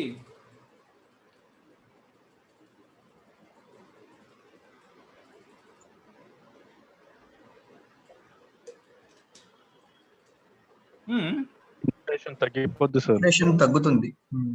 ఇన్ఫ్లేషన్ టైంలో గవర్నమెంట్ ఏ బడ్జెట్ ని ఫాలో అవుతుంది అంటాడు క్వశ్చన్. ఏమని చెప్పాలి అప్పుడు మీరు? Surplus budget. ఏం తగ్గించుకోవాలి? ఖర్చులు తగ్గించుకోవాలి. ఖర్చులు అంటే ఏంటి? పెన్షన్ రూపంలో ఇచ్చేది కానీ, శాలరీ రూపంలో ఇచ్చినవి కానీ, ఇలాంటివి ఏదైతే అమౌంట్ రూపంలో బయటికి వెళ్తుందో, గవర్నమెంట్ వెల్ఫేర్ స్కీమ్స్ ఏవైతే ఉన్నాయో అలాంటివన్నీ కూడా గవర్నమెంట్ తగ్గించుకోవాలి అని అర్థం అనమాట. సో గవర్నమెంట్ ఎక్స్పెండిచర్ తగ్గించినప్పుడు ఆటోమేటిక్గా ఏమవుతుంది? ఖర్చు తగ్గిపోతుంది. ఖర్చు తగ్గినప్పుడు మనకు వచ్చిన ఆదాయం మాత్రం అంతే ఉంది కానీ ఖర్చు మనం 550 కోట్లు పెట్టాల్సింది ఇన్ఫ్లేషన్ వల్ల ఇంకో దాని వల్ల ఏం చేస్తుంది? ఖర్చు తగ్గిస్తుంది గవర్నమెంట్. తగ్గించడం వల్ల ఏమైంది? ఖర్చు తగ్గింది. సో దట్ ఏమవుతుంది అంటే balanced budget, sorry surplus budget. So surplus budget అనే కాన్సెప్ట్ ఏదైతే ఉందో ఆ కాన్సెప్ట్ అనేది ఇన్ఫ్లేషన్కి ఇంటర్లింకింగ్ అనమాట. అంటే ప్రతి బ్యాలెన్స్డ్ బడ్జెట్ ఇన్ఫ్లేషన్ టైం అని కాదు మీనింగ్. ప్రతి ఇన్ఫ్లేషన్ పీరియడ్లో ప్రభుత్వం దేనికి ట్రై చేస్తుంది అంటే బ్యాలెన్స్డ్ బడ్జెట్ కోసంగా ట్రై చేస్తుంటుంది అనమాట. సారీ సర్ప్లస్ బడ్జెట్ కోసం ట్రై చేస్తుంటుంది. సో అంటే ఏంటి, ఖర్చులు తగ్గించుకోవాలి, ఖర్చులు తగ్గించుకొని ఆటోమేటిక్గా కొంత మిగుల్చుకోవాలి అనే మీనింగ్ అనమాట. సో ఖర్చులు తగ్గిస్తేనే మార్కెట్లో మనీ సప్లై తగ్గుద్ది అనే భావంతో చేస్తుంది. So receipts are more than expenditure is the concept of surplus budget. దాన్ని మిగులు బడ్జెట్ అని చెప్తాం. ఇది మనం బుక్లో మాత్రం నేర్చుకుంటాం అనమాట. ఇది మనం బుక్లో మాత్రం నేర్చుకుంటాం. ఇప్పుడు కూడా మనకి ఇలా సర్ప్లస్ బడ్జెట్ అనేది ఎప్పుడు రాదు, ఎందుకంటే ఖర్చు అనేది ఆటోమేటిక్గా ఎక్కువ ఉంటాయి, మన ఇన్కమ్ తగ్గిపోతూ ఉంటుంది కాబట్టి. ఓకే, సో అందుకే బ్యాలెన్స్డ్ బడ్జెట్, సారీ నాకు ఇప్పుడు బ్యాలెన్స్ వస్తుంది. సో సర్ప్లస్ బడ్జెట్ కోసం ట్రై చేస్తుంది ఇన్ఫ్లేషన్ పీరియడ్లో అని చెప్పాలి. నౌ థర్డ్ కండిషన్ ఏంటి అంటే when total receipts is less than total expenditure. Total expenditure is more than total receipts. వ్యయం ఎక్కువ ఉంది, 500 కోట్లు ఖర్చు పెడుతుంది ప్రభుత్వం, కానీ వచ్చిన ఆదాయం మాత్రం 350 కోట్లే ప్రభుత్వానికి. దీని ఏమంటాం, 150 కోట్లు తక్కువ ఉంది, 150 కోట్లు డెఫిసిట్ ఉంది. So this is known as deficit budget. Budget deficit. So or budget deficit. So budget deficit or deficit budget ఎంత, 150 కోట్లు. సో దీన్ని లోటు బడ్జెట్ అని అంటాము. లోటు బడ్జెట్ని ఎప్పుడు ఫాలో అవుతుంది, inflation, deflation, any time, none of the above. Inflation, deflation, అంతేనా? సో డిఫ్లేషన్ టైంలో డిమాండ్ లేదు. ఎందుకు, మార్కెట్లో పిల్లల దగ్గర డబ్బులు లేవు. అప్పుడు ఏం చేస్తుంది గవర్నమెంట్, ఆటో వాళ్ళకి ఒక 10,000 రూపాయలని, సో ఖాళీగా ఉన్న విద్యార్థులకి ఒక 5,000 రూపాయలు అని చెప్పి, పెన్షన్లో ఒక 2,000 ఎక్స్ట్రా.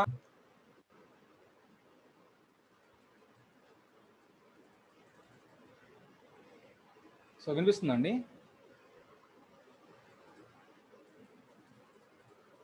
వినిపిస్తుందా? ఎవరైనా కన్ఫర్మ్ చేస్తారా? ఇప్పుడు ఓకే సార్, ఇప్పుడు okay sir. Okay. So network problem ఉంది. సో నా మొబైల్ డేటాతో కనెక్ట్ అయ్యి ఉన్నా యాక్చువల్లీ. ఎలాగో బ్రేక్ వచ్చింది కాబట్టి ఒక్క సెకండ్ నేను వేరే దానితో కనెక్ట్ చేసేస్తాను. ఇక డేటా అయిపోయింది.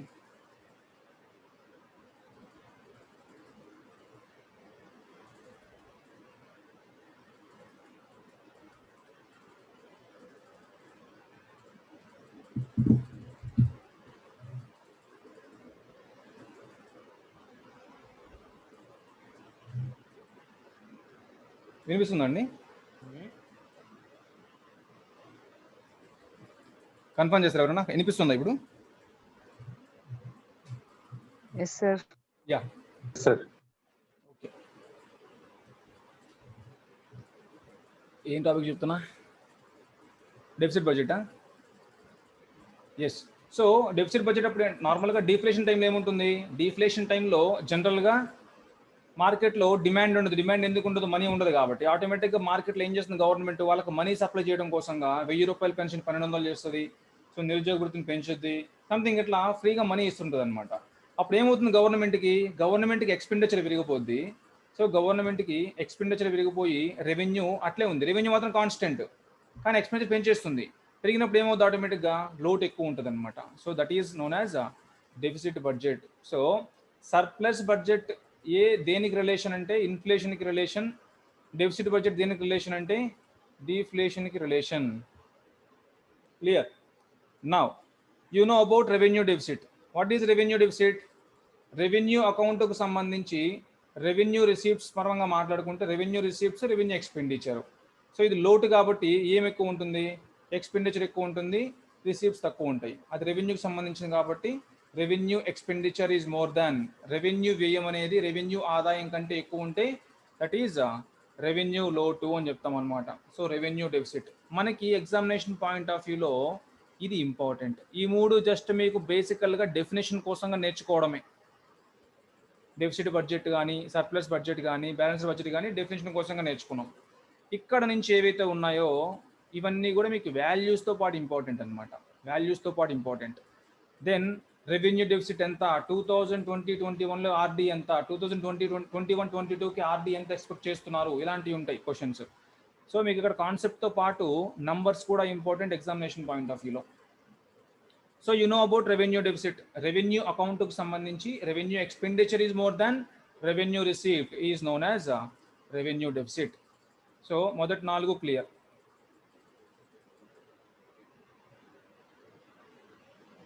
Okay, now fiscal deficit. దీన్నే కోసలోటు అని అంటారు, లేదా ద్రవ్యలోటు, ఏదైనా ఒకటేనండి. జనరల్గా మీకు కోసలోటు ఎక్కువ వినిపిస్తూ ఉంటుంది, లేదా ద్రవ్యలోటు ఎక్కువ వినిపిస్తూ ఉంటుంది. రెండు ఒకటే, కోసలోటు అయినా ద్రవ్యలోటు అయినా ఒకటే. ఇంగ్లీష్లో ఈక్వలెంట్ టర్మ్ ఏంటి అంటే ఫిస్కల్ డెఫిసిట్. దీన్ని ఎఫ్డి అంటాం. రెవెన్యూ డెఫిసిట్ని ఆర్డి అంటాం అనమాట.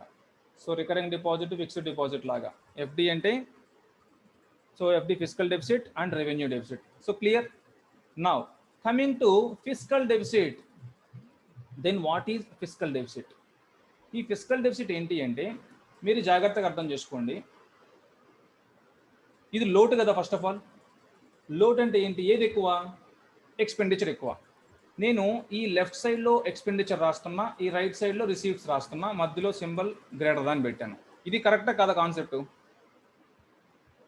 ఇది నేను లోటు పరంగా మాట్లాడుతున్నాను కాబట్టి, లోటు అన్నప్పుడు వ్యయం ఎక్కువ ఉండాలి, ఆదాయం తక్కువ ఉండాలి. సో వ్యయం ఎక్కువ ఉంది ఆదాయం కంటే. సో సింబల్ ఇది. వ్యయం అంటే ఏ వ్యయం అది?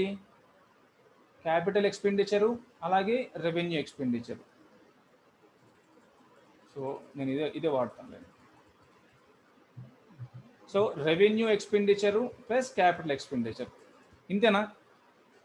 దెన్ రిసీప్ట్స్ అంటే revenue receipts plus capital receipts. ఇది క్లియరా? When total expenditure is more than total receipts, that is deficit budget. ఇది క్లియర్. ఇక్కడ నుంచి ఈ ఫిస్కల్ డెఫిసిట్ ఎలా వస్తుంది అంటే, ఇక్కడ రెవెన్యూ ఎక్స్పెండిచర్, క్యాపిటల్ ఎక్స్పెండిచర్ ఇది మాత్రం మారదు, ఇది ఇట్లానే ఉంది.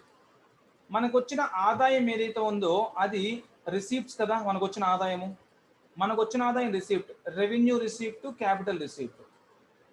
ఈ రెవెన్యూ రిసీప్ట్, క్యాపిటల్ రిసీప్ట్లో ప్రభుత్వానికి డెట్ను క్రియేట్ చేసేవి ఎక్కడున్నాయి? ప్రభుత్వానికి రుణాన్ని క్రియేట్ చేసేవి ఎక్కడున్నాయి? క్యాపిటల్ కదా. సో రెవెన్యూ రిసీప్ట్స్లో ఏముంటాయి? మహా అయితే గవర్నమెంట్కి సంబంధించిన సంస్థలు ఏవైతే ఉన్నాయో వాటి నుంచి వచ్చే ఆదాయం అనుకున్నాం. అలాగే ఏమనుకున్నాం? సో ఇంట్రెస్ట్ ఏదైతే మనం ఇచ్చిన వడ్డీలు, అప్పులు ఏవైతే ఉన్నాయో దాని ద్వారా వచ్చే ఆదాయం అనుకున్నాం. సో అలాంటిది ఏదైతే ట్యాక్స్ రూపంలో, నాన్ ట్యాక్స్ రూపంలో వచ్చే ఆదాయం ఏదైతే ఉందో అవన్నీ ప్రభుత్వం తిరిగి చెల్లించాల్సిన అవసరం లేదు. ప్రభుత్వానికి వచ్చిన వడ్డీ ఏదైతే ఉందో అది తిరిగి చెల్లించాలి. ఎవరికైనా చెల్లించాల్సిన అవసరం లేదు. అంటే ఏంటి? ఆ ఆదాయం అనేది డెట్ కాదు, మనం తిరిగి చెల్లించాల్సిన అవసరం లేనిది అని అర్థం. సో అలానే మనకి ట్యాక్స్ రూపంలో వచ్చింది, ట్యాక్స్ పేయర్స్ కట్టారు, మళ్ళీ మనం తిరిగి చెల్లించాలి, వాళ్ళకి చెల్లించాల్సిన అవసరం లేదు. సో ట్యాక్స్ ఇన్కమ్ కానీ, నాన్ ట్యాక్స్ ఇన్కమ్ కానీ, ఇంట్రెస్ట్ రిసీప్ట్స్ కానీ ఇవన్నీ కూడా ప్రభుత్వానికి రుణం రూపంలో కాదు, అది ప్రభుత్వానికి డెట్ని క్రియేట్ చేయట్లేదు. వేరాజ్ క్యాపిటల్ రిసీప్ట్స్ తీసుకుంటే, క్యాపిటల్ రిసీప్ట్స్లో ఏమేమనుకున్నాం? లోన్ రికవరీస్ అనుకున్నాం.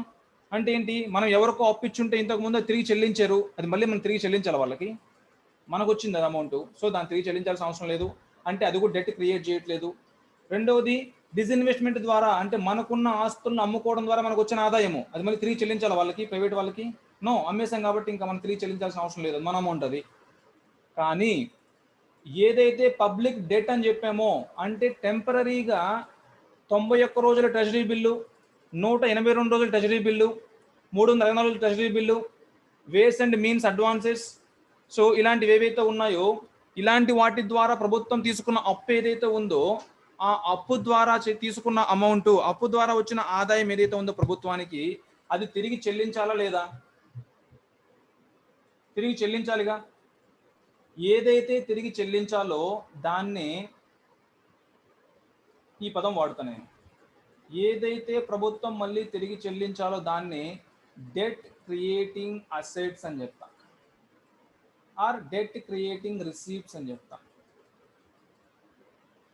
ఈ పదం అర్థమైందండి? డెట్ క్రియేటింగ్ రిసీప్ట్స్ అంటే ఏంటి చెప్పండి ఎవరన్నా?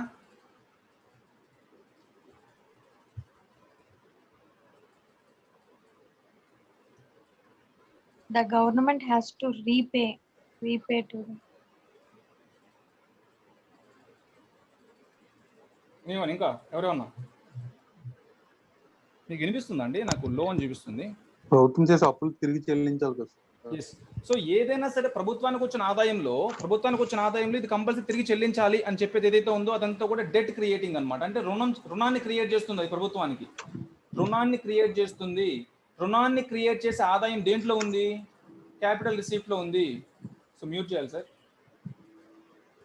సో రుణాన్ని క్రియేట్ చేసే అమౌంట్ దేంట్లో ఉంది అంటే మ్యూట్ చేయాలి sir.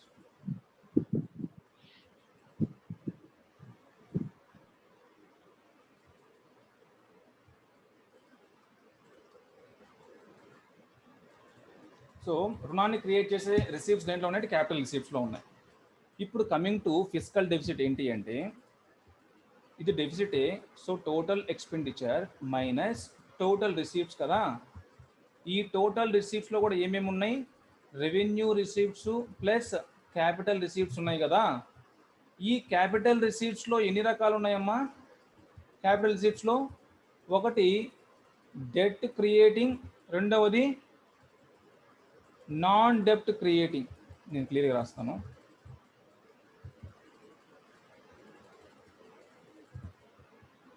So total expenditure minus total receipts, ఇదేనా డెఫిసిట్ అంటే? సో ఎక్కువ వ్యయం ఉంది, తక్కువ ఆదాయం ఉంది, అది డెఫిసిట్. ఈ టోటల్ రిసీప్ట్స్లో ఏమేమి ఉంటాయి? రెవెన్యూ రిసీప్ట్స్ ఉన్నాయి ప్లస్ క్యాపిటల్ రిసీప్ట్స్ ఉన్నాయి. ఇవరు క్లియరా? నాకు క్యాపిటల్ రిసీప్ట్స్ గురించి చెప్పండి. క్యాపిటల్ రిసీప్ట్స్లో మనకి లోన్ రికవరీ అయింది కావచ్చు, ఆస్తులను అమ్మడం ద్వారా వచ్చిన ఆదాయం కావచ్చు, ఇవన్నీ మనకి డెట్ని క్రియేట్ చేయలేదు. సో అందుకే నేను వాటిని ఏమంటాను? నాన్ డెప్ట్ క్రియేటింగ్ అని చెప్తా. అంటే మనకు రుణాన్ని క్రియేట్ చేయాల, మనం తిరిగి చెల్లించాల్సిన అవసరం లేదు అని. మనం చేస్తున్న అప్పులు ఏవైతే ఉన్నాయో పబ్లిక్ డెట్ అనుకున్నాం కదా, పబ్లిక్ డెట్ అనుకున్నాం. వేస్ అండ్ మీన్స్ అడ్వాన్సెస్ అని ట్రెజరీ బిల్స్ ద్వారా తీసుకున్న అమౌంట్ ఉంది కదా, అది తిరిగి చెల్లించాలి కదా మనం. ఆ తిరిగి చెల్లించాల్సిన అమౌంట్ని ఏమంటానంటే నేను డెట్ క్రియేటింగ్ అంట. జాగ్రత్తగా వినాలి. సో క్యాపిటల్ రిసీప్ట్స్లో రెండు రకాలు ఉన్నాయి. రెవెన్యూ రిసీప్ట్స్ ఎన్ని రకాలే? ఒకటే. రెవెన్యూ రిసీప్ట్స్ మొత్తం కూడా నాన్ డెట్ క్రియేటింగే. కానీ క్యాపిటల్ రిసీప్ట్స్లో debt creating, non debt creating. మనం చేసిన అప్పులు తిరిగి చెల్లించాలి కాబట్టి అవి డెట్ క్రియేటింగ్. డెట్ని క్రియేట్ చేసాయి అని అర్థం, రుణాన్ని క్రియేట్ చేసాయి అని అర్థం. సో దీంట్లో డెట్ క్రియేటింగ్ ఉన్నాయి, నాన్ డెట్ క్రియేటింగ్ ఉన్నాయి. ఇక్కడ చూడండి, నేను ఈ ఫిస్కల్ డెఫిసిట్ పరంగా తీసుకున్నప్పుడు రెవెన్యూ రిసీప్ట్స్ ప్లస్ క్యాపిటల్ రిసీప్ట్స్లో ఇక్కడ బడ్జెట్ డెఫిసిట్లో మొత్తం తీసేసుకున్నా, క్యాపిటల్ రిసీప్ట్ టర్మ్ తీసేసుకున్నా. కానీ క్యాపిటల్ రిసీప్ట్ ఏమేమి ఉన్నాయి? డెప్ట్ క్రియేటింగ్ ఉన్నాయి, నాన్ డెప్ట్ క్రియేటింగ్ కూడా ఉన్నాయి. వేరాజ్ నేను ఫిస్కల్ డెఫిసిట్ పరంగా మాట్లాడినప్పుడు total expenditure minus total receipts తీసుకోను. టోటల్ రిసీప్ట్స్ అంటే ఏంటి? Revenue receipts plus capital receipts మొత్తం తీసుకొని ఇప్పుడు నేను ఏం తీసుకుంటాను? రెవెన్యూ రిసీప్ట్స్ ప్లస్ ఏవైతే డెట్ క్రియేట్ చేయట్లేదో, క్యాపిటల్ రిసీప్ట్స్లో ఏవైతే డెట్ని క్రియేట్ చేయట్లేదో, ఏవి క్రియేట్ చేయట్లేదు? ఈ పార్ట్. సో ఏవైతే డెట్ని క్రియేట్ చేయట్లేదో వాటిని మాత్రమే తీసుకుంటాను.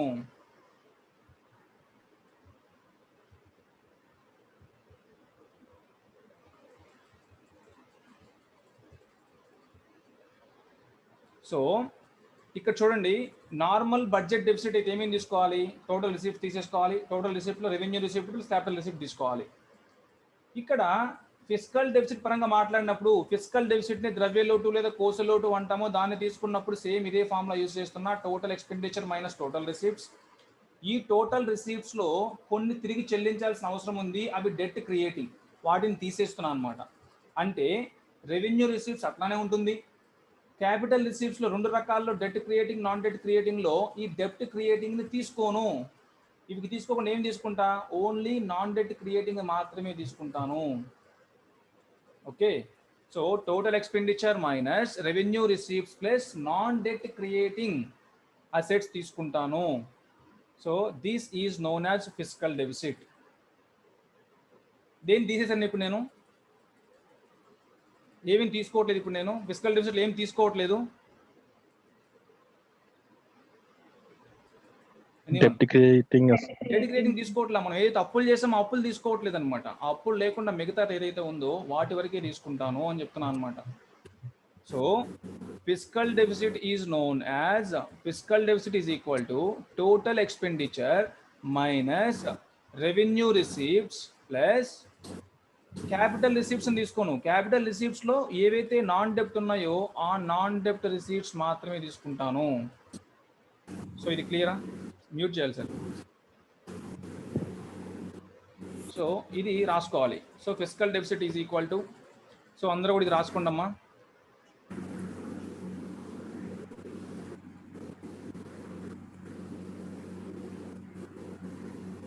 ఎవరితో సౌండ్ వస్తుంది sir?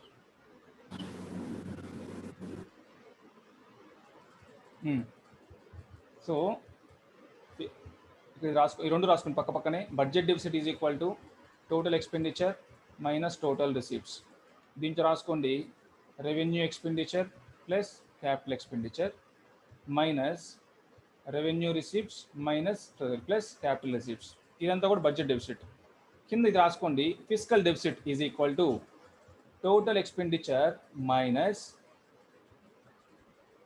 Revenue receipts plus non డెప్ట్ క్రియేటింగ్ రిసీప్ట్స్ అని రాసుకోండి. So non debt creating receipts అని రాసుకోండి.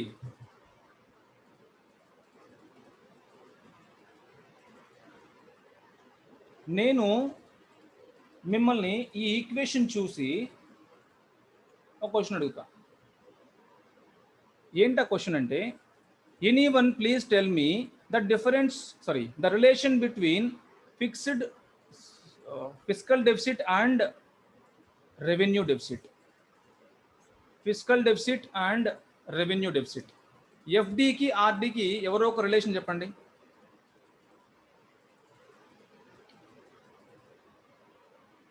నేను సాల్వ్ చేస్తాను చూడండి. ఇక్కడ ఇలా అడగొచ్చు. సో ఎఫ్డికి ఆర్డికి సంబంధించి క్రింది వాటిలో సరైనది ఏది అంటాడు. సో మనం డిరైవ్ చేసుకోవడమే అనమాట. అంటే ఫర్ ఎగ్జాంపుల్ ఎఫ్డి ఉంది. FD is equal to total expenditure అంటే ఏం రాసుకోవాలి?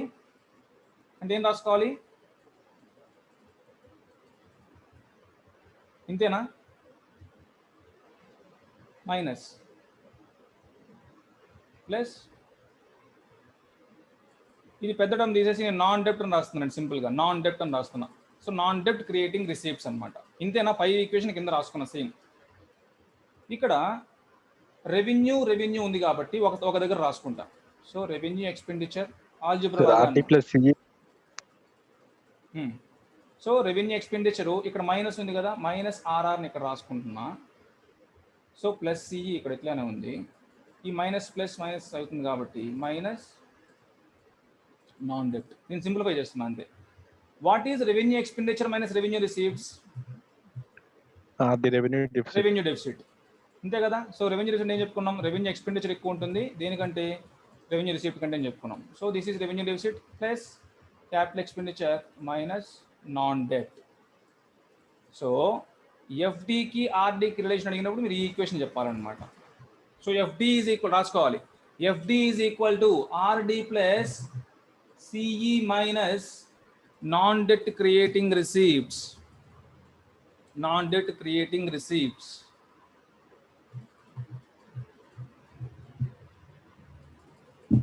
సో మొత్తం ఈ మూడు ఒకే బాక్స్లో రాసుకోండి. బడ్జెట్ డెఫిసిట్ ఒకటి, ఫిస్కల్ డెఫిసిట్. ఫిస్కల్ డెఫిసిట్కి ఈ ఈక్వేషన్ ఇంపార్టెంటే, ఈ ఈక్వేషన్ కూడా ఇంపార్టెంటే. దెన్ కింద ఒక పాయింట్ రాసుకోండి. ఈ మూడు రాసుకున్నాక fiscal deficit is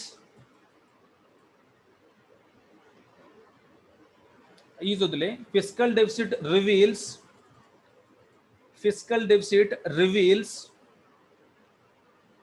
current year borrowings of an economy.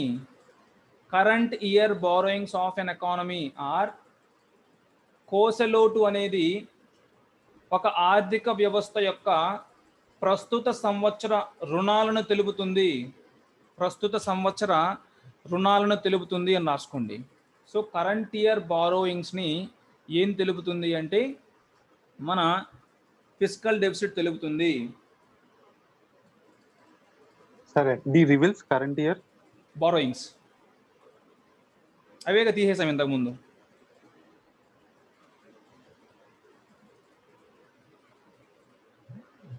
So current year borrowings గురించి ఎవరు చెప్తారు అంటే ఫిస్కల్ డెఫిసిట్ అని చెప్పాలన్నమాట.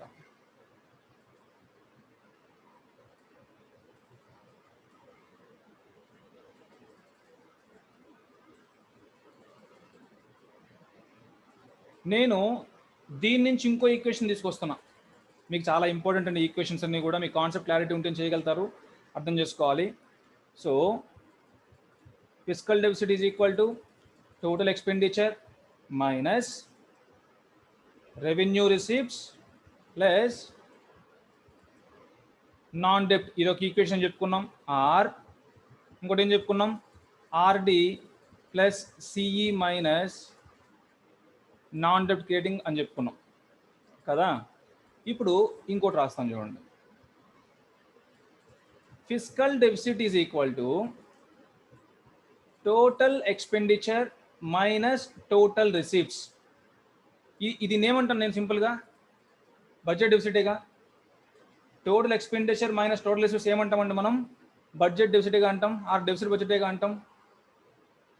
ఇక్కడ చూడండి, ఈ టోటల్ రిసీప్ట్స్లో నుంచి నేనేం తీసేస్తున్నాను,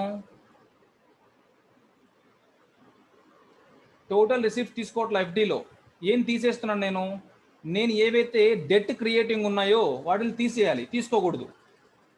డెట్ క్రియేటింగ్ ఏవైతే ఉన్నాయో వాటిని సింపుల్ టర్మ్లో ఏమంటాం మనం, బారోయింగ్స్ అంటాం కదా. సో టోటల్ రిసీప్ట్స్లో చూడండి అమ్మా, జాగ్రత్తగా అర్థం చేసుకోండి. టోటల్ రిసీప్ట్స్లో రెండు రకాలు, revenue receipts, capital receipts. Capital రిసీప్ట్స్లో బారోయింగ్, నాన్ బారోయింగ్ కదా. నేను ఫిస్కల్ డెఫిసిట్లో ఏమేమి తీసుకున్నాను, రెవెన్యూ రిసీప్ట్స్ తీసుకున్నాను, అలాగే నాన్ బారోయింగ్స్ తీసుకున్నా. అంటే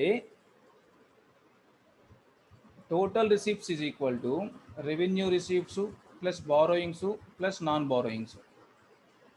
ఈ మొత్తం నుంచి నేను తీసేస్తున్నాను, నేను నాన్ బారోయింగ్స్ తీసేస్తున్నా, సారీ బారోయింగ్స్ తీసేస్తున్నా, అంతేనా. సో అందుకే ఇది తీసేస్తే ఏవైతే రెవెన్యూ రిసీప్ట్స్ ప్లస్ నాన్ డెప్ట్ క్రియేటింగ్ అది మాత్రం ఇక్కడ తీసుకున్నా. అంటే ఓవరాల్గా ఈ టోటల్లో నుంచి ఏం తీసేస్తున్నాను, నేను బారోయింగ్స్ తీసేస్తున్నా. అంటే total expenditure minus total receipts minus దేని తీసేస్తున్న, టోటల్ రిసీప్ట్లో నుంచి, టోటల్ రిసీప్ట్స్ నుంచి ఏం తీసుకోవట్లేదు, నేను బారోయింగ్స్ తీసుకోవట్లేదు. So minus borrowings. So equation solve చేస్తే fiscal deficit is equal to total expenditure minus total receipt minus of minus plus borrowings. Clear? Then anyone please tell me what is the difference between total expense and total revenue? Budget deficit. Then a BD antna. Budget deficit plus borrowings. ఇది క్లియరా? ఇది చాలా చాలా important equation. Budget డెఫిసిట్కి fiscal డెఫిసిట్కి relation మీకు తెలియాలి, fiscal డెఫిసిట్కి రెవెన్యూ డెఫిసిట్ రిలేషన్ మీకు తెలియాలి. సో రెవెన్యూ డెఫిసిట్కి ఫిస్కల్ డెఫిసిట్ రిలేషన్ ఇది, ఫిస్కల్ డెఫిసిట్కి బడ్జెట్ డెఫిసిట్ రిలేషన్ ఇది. So fiscal deficit is equal to budget deficit plus borrowings.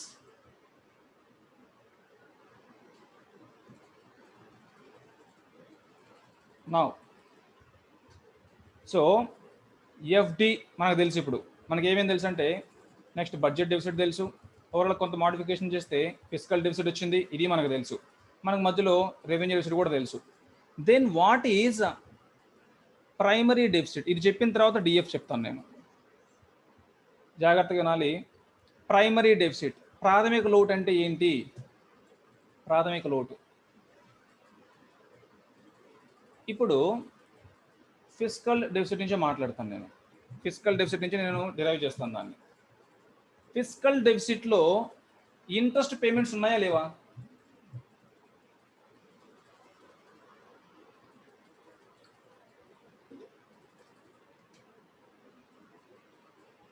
ఉన్నాయా లేవా? ఉన్నాయి సార్. సో ఫిస్కల్ డెఫిసిట్ ఏం తీసుకున్నాము, total expenditure minus revenue receipts అనుకున్నాం కదా. ఈ రెవెన్యూ రిసీప్ట్స్ ఏమున్నాయి, రెవెన్యూ రిసీప్ట్స్లో ఏమున్నాయి? ఇంట్రెస్ట్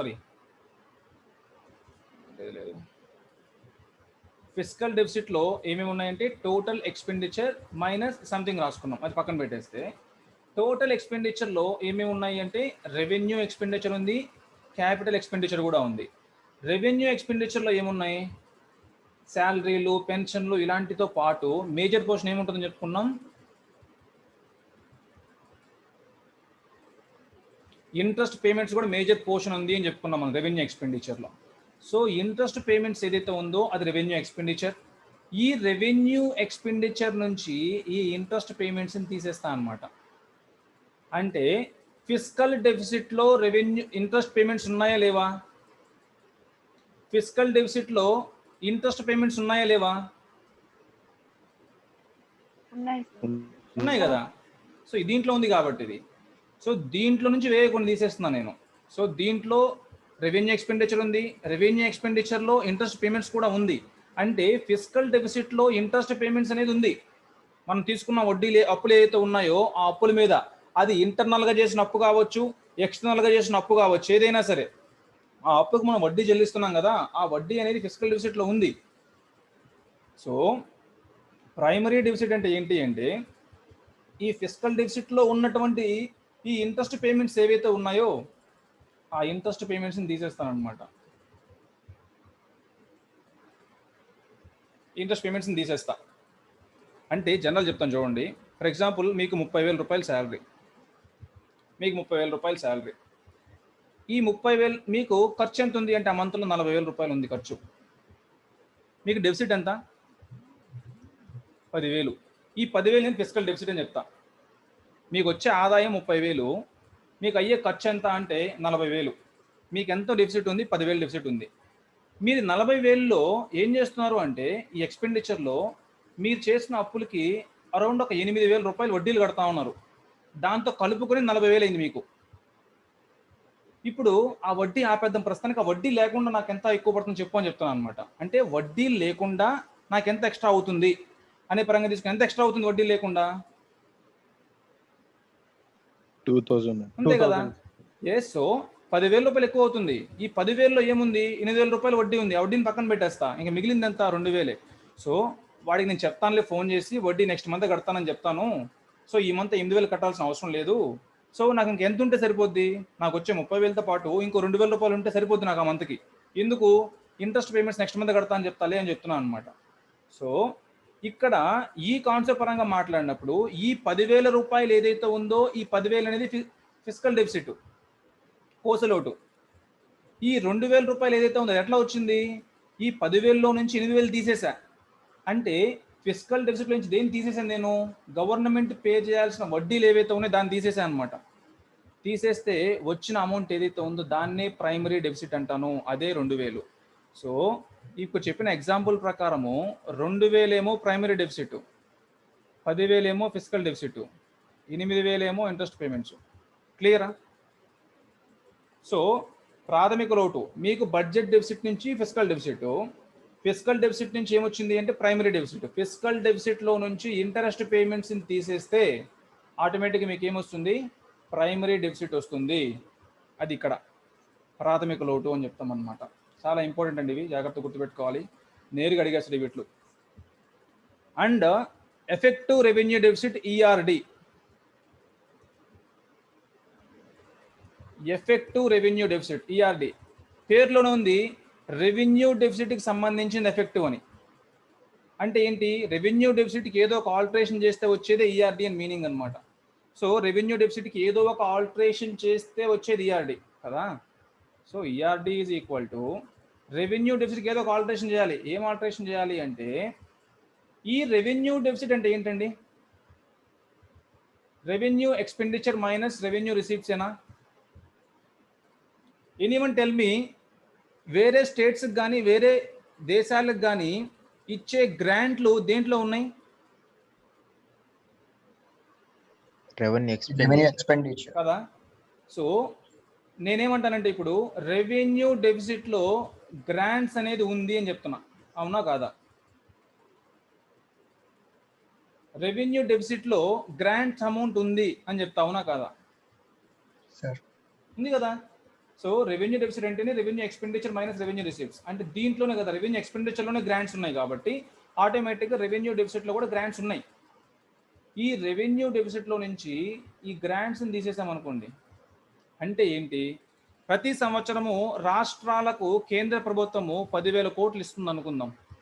ప్రతి సంవత్సరము రాష్ట్రాలకు 10,000 కోట్లు ఎవరు ఇస్తున్నారు, కేంద్ర ప్రభుత్వం ఇస్తుంది అనుకుందాం, గ్రాంట్ల రూపంలో ఇస్తుంది అనుకుందాం.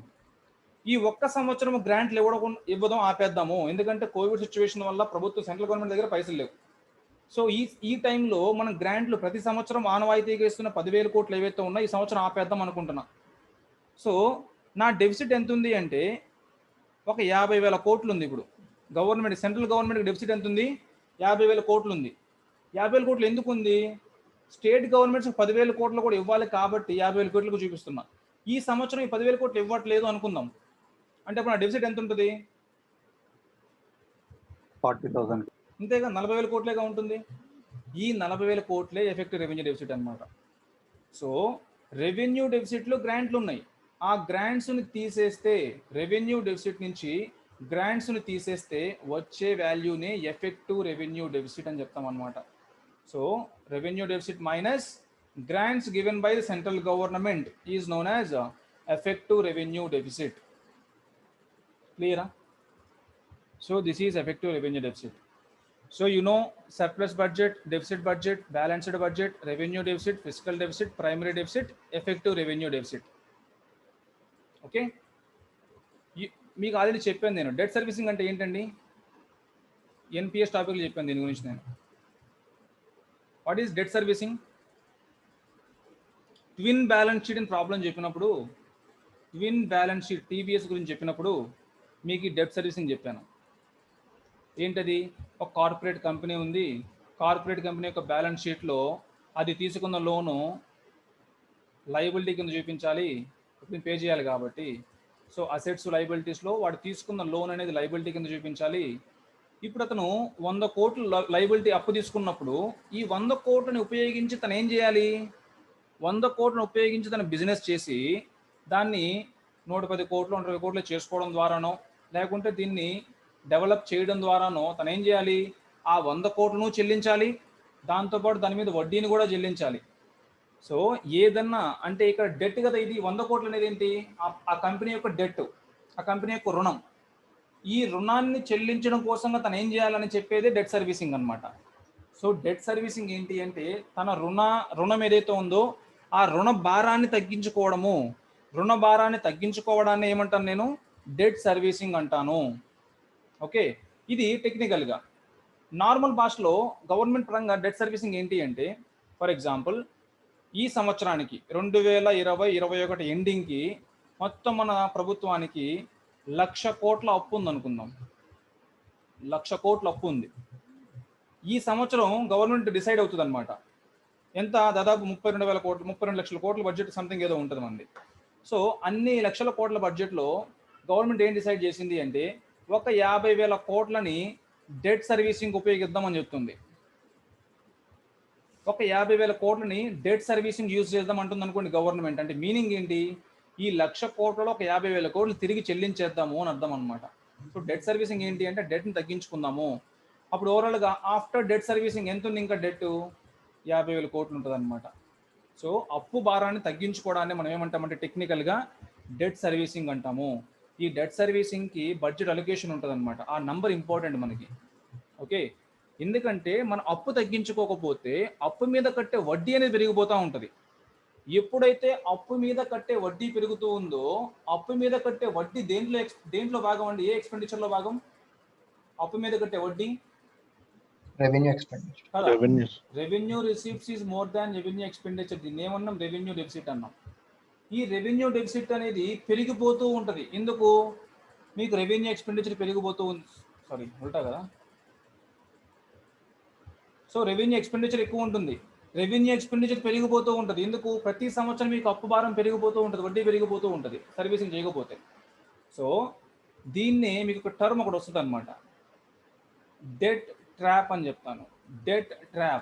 డెట్ ట్రాప్ ఏంటి అంటే ఇక్కడ నాకు రెవెన్యూ ఆదాయం తగ్గిపోతూ ఉంది, కానీ వడ్డీ చెల్లింపులు లాంటివి పెరిగిపోవడం ద్వారా నాకేమవుతుంది, రెవెన్యూ ఏం పెరిగిపోతూ ఉంది. ఈ రెవెన్యూ డెఫిసిట్ ఏదైతే ఉందో దీన్ని పూరించడం కోసంగా నేను మళ్ళీ ఏం చేస్తాను, మళ్ళీ అప్పుకి వెళ్తాను అనమాట. మళ్ళీ అప్పుకి వెళ్ళినప్పుడు ఏమైంది, మళ్ళీ నెక్స్ట్ మంత్ నుంచి నెక్స్ట్ ఇయర్ నుంచి మళ్ళీ ఏమవుతుంది, మళ్ళీ వడ్డీ చెల్లింపులు పెరిగిపోతాయి. మళ్ళీ రెవెన్యూ డెఫిసిట్ పెరిగిపోయింది. మళ్ళీ దాని గురించి కోసం మళ్ళీ అప్పు కోసం వెళ్తా. చివరికి నేను ఏ స్టేజ్కి వస్తాను అంటే అప్పుకి ఉన్న వడ్డీని చెల్లించడం కోసం కూడా అప్పు చేసే పరిస్థితి ఏర్పడుతుంది. సో వడ్డీ చెల్లింపుల కోసంగా మళ్ళీ అప్పు చేస్తాను అనమాట నేను. సో దాన్నే ఏమంటే నేను డెట్ ట్రాప్ అని చెప్తాను అనమాట. డెట్ ట్రాప్ అంటే మీరు ఏదైతే అప్పు చేస్తున్నారో ఆ అప్పు అంతా వడ్డీల రూపంలో పోతూనే ఉంటుంది తప్ప మీకు దాని ద్వారా ఒక రూపాయి కూడా రాదు వెనక్కి. సో ఆ కండిషన్లో కంట్రీ ఏర్పడిందంటే ఆ కండిషన్ ఏమంటారంటే నేను డెట్ ట్రాప్ అంట. అంటే నేను ₹1,00,00,000 అప్పు తీసుకున్నా బిజినెస్ డెవలప్మెంట్ కోసంగా, నాకు 2% వడ్డీ ఎవ్రీ మంత్, అంటే నేను ఎవ్రీ మంత్ 2 లక్షలు పే చేయాలి. నాకు బిజినెస్ లేదు, లాక్డౌన్ వల్ల 8 months నుంచి నాకు బిజినెస్ లేదు, నేను 2 lakhs నేను పే చేయలేను. అప్పుడు నేనేం చేస్తా, ప్రతి నెల కూడా 2 లక్షలు అప్పు చేస్తూ ఉంటా ₹2 వడ్డీకి. ఎందుకు, ఆ వడ్డీ కట్టడం కోసం అనమాట. నా అప్పు మాత్రం అట్లనే ఉంది, నాకు ₹1,00,00,000 అట్లనే ఉంది అప్పు. కానీ ఆ వడ్డీ చెల్లించడం కోసంగా ప్రతి నెల నేను ఏం చేస్తున్నా, 2 లక్షలు నేను అప్పు చేస్తూ ఉన్నా ₹2 వడ్డీకి. మళ్ళీ నేను ప్రతి నెల ఏం చేయాలి, ప్రతి నెల ₹4,000 పే చేస్తూ ఉండాలి ఎక్స్ట్రాగా. అంటే ఈ 2 లక్షలతో పాటు నాకు ఎంత ఎక్స్ట్రా అయింది వడ్డీ అనేది, ఇది ఒక 2 లక్షలకి మళ్ళీ 4,000, నెక్స్ట్ మంత్ ఇంకో 2 లక్షలు చేస్తాం, మళ్ళీ ఇంకో 4,000, నెక్స్ట్ మంత్ ఇంకో 2 లక్షలు, మళ్ళీ ఇంకో 4,000. ఏమవుతా ఉంది ఓవరాల్గా మీకు ఒక పీరియడ్ ఆఫ్ టైము 2,08,000, 2,12,000, 2,15,000 ఓవరాల్ మీకు అమౌంట్ పెరిగిపోతూ ఉంటుంది అనమాట. ఈ కండిషన్ ఏమంటే నేను డెట్ ట్రాప్ అని చెప్తా. ఓకే, సో డెట్ సర్వీసింగ్ ఏంటి అంటే సింపుల్గా ప్రభుత్వం యొక్క రుణ భారాన్ని తగ్గించుకునే ప్రక్రియను ఏమంటాను నేను, డెట్ సర్వీసింగ్ అంటాను. And last topic deficit financing. Deficit financing, so DF అంటాం దీన్ని. దీన్ని లోటు విత్తము, సారీ లోటు విత్తం కాదండి, అదే లోటు విత్తమేలే. సో విత్త లోటు అంటాం టెక్నికల్గా, లోటు విత్తం కాదు, విత్త లోటు ఆర్ లోటు విత్తము. అంటే లోటుకి ఫైనాన్సింగ్ చేస్తున్నాము అని అర్థం. డెఫిసిట్ ఏదైతే ఉందో ఆ డెఫిసిట్కి మనం ఫైనాన్సింగ్ చేస్తున్నాము అని అర్థం అనమాట. సో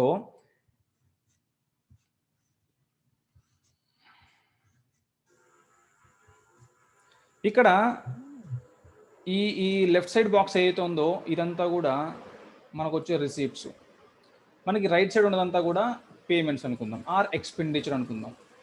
ఓకే, సో మనకి జనరల్గా ఈ కండిషన్ ఏంటి అంటే బ్యాలెన్స్డ్ బడ్జెట్ అనమాట, 2 ఈక్వల్గా ఉన్నాయి. ఇప్పుడు ఒక్కొక్క కండిషన్లో మనకి ఏమవుతుంది అంటే ఖర్చులు పెరిగిపోతూ ఉన్నాయి, కానీ మనకు వచ్చే ఆదాయం మాత్రం అంతే ఉంది. సో ఎక్స్పెండిచర్ పెరిగిపోయింది, ఖర్చులు మాత్రం తక్కువ ఉన్నాయి.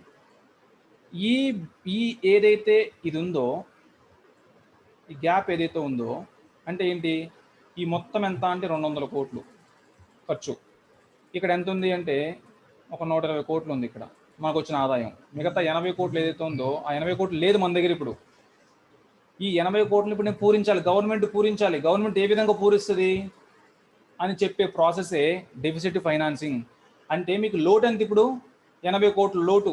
ఈ 80 కోట్ల లోటుని గవర్నమెంట్ ఏ విధంగా ఫైనాన్స్ చేయబోతుంది అని చెప్పేదే డెఫిసిట్ ఫైనాన్సింగ్.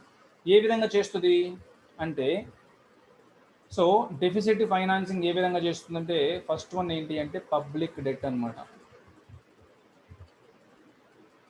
ఈ టెక్నికల్ టర్మ్ చెప్పనా, ఈ డెఫిసిట్ ఫైనాన్సింగ్ నేను టెక్నికల్గా ఏమంటామంటే ఇంకా deficit financing through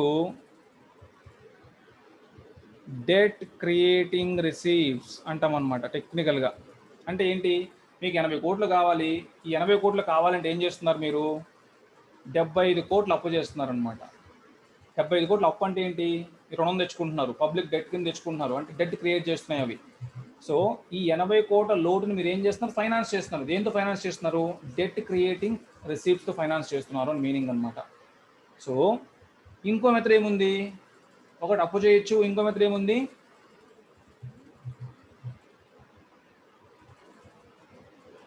extra minting are printing అని చెప్తాం. So finance reserve bank of India is responsible for releasing extra money in to the market కదా. సో మనకు అమౌంట్ తగ్గినప్పుడు ఆటోమేటిక్గా మార్కెట్లో గవర్నమెంట్ ఏం చేస్తుంది అంటే ఎక్స్ట్రా అమౌంట్ కూడా ప్రింట్ చేసే అవకాశం ఉంది. సో ఈ 80 కోట్లు కావాలి. ఇప్పుడు ఒక 4 కోట్ల 5 కోట్ల ఎక్స్ట్రాగా మింట్ చేస్తుంది గవర్నమెంట్, ఒక 70 కోట్లు అప్పు తెచ్చుకుంటుంది అనమాట. సో ఓవరాల్గా ఈ 80 కోట్లు ఏమైపోయింది, లోటుని పూరించేసింది. అప్పుడు ఏం చూపిస్తుంది మనకి, ఇదంతా కూడా ఈక్వల్గా చూపిస్తాం అనమాట. సో ఈ అప్పులు చేయడం ద్వారా మనం ఏం చూపిస్తున్నామంటే మనకు వచ్చిన ఆదాయం మొత్తం ఎంత చూపిస్తున్నాము, 200 కోట్లు, మనకు వచ్చేంత 200 కోట్లు బ్యాలెన్స్డ్ బడ్జెట్ అని చూపిస్తున్నాం అనమాట. ఈ డెఫిసిట్ బడ్జెట్ని బ్యాలెన్స్డ్ బడ్జెట్గా చేసే ప్రక్రియే డెఫిసిట్ ఫైనాన్సింగ్.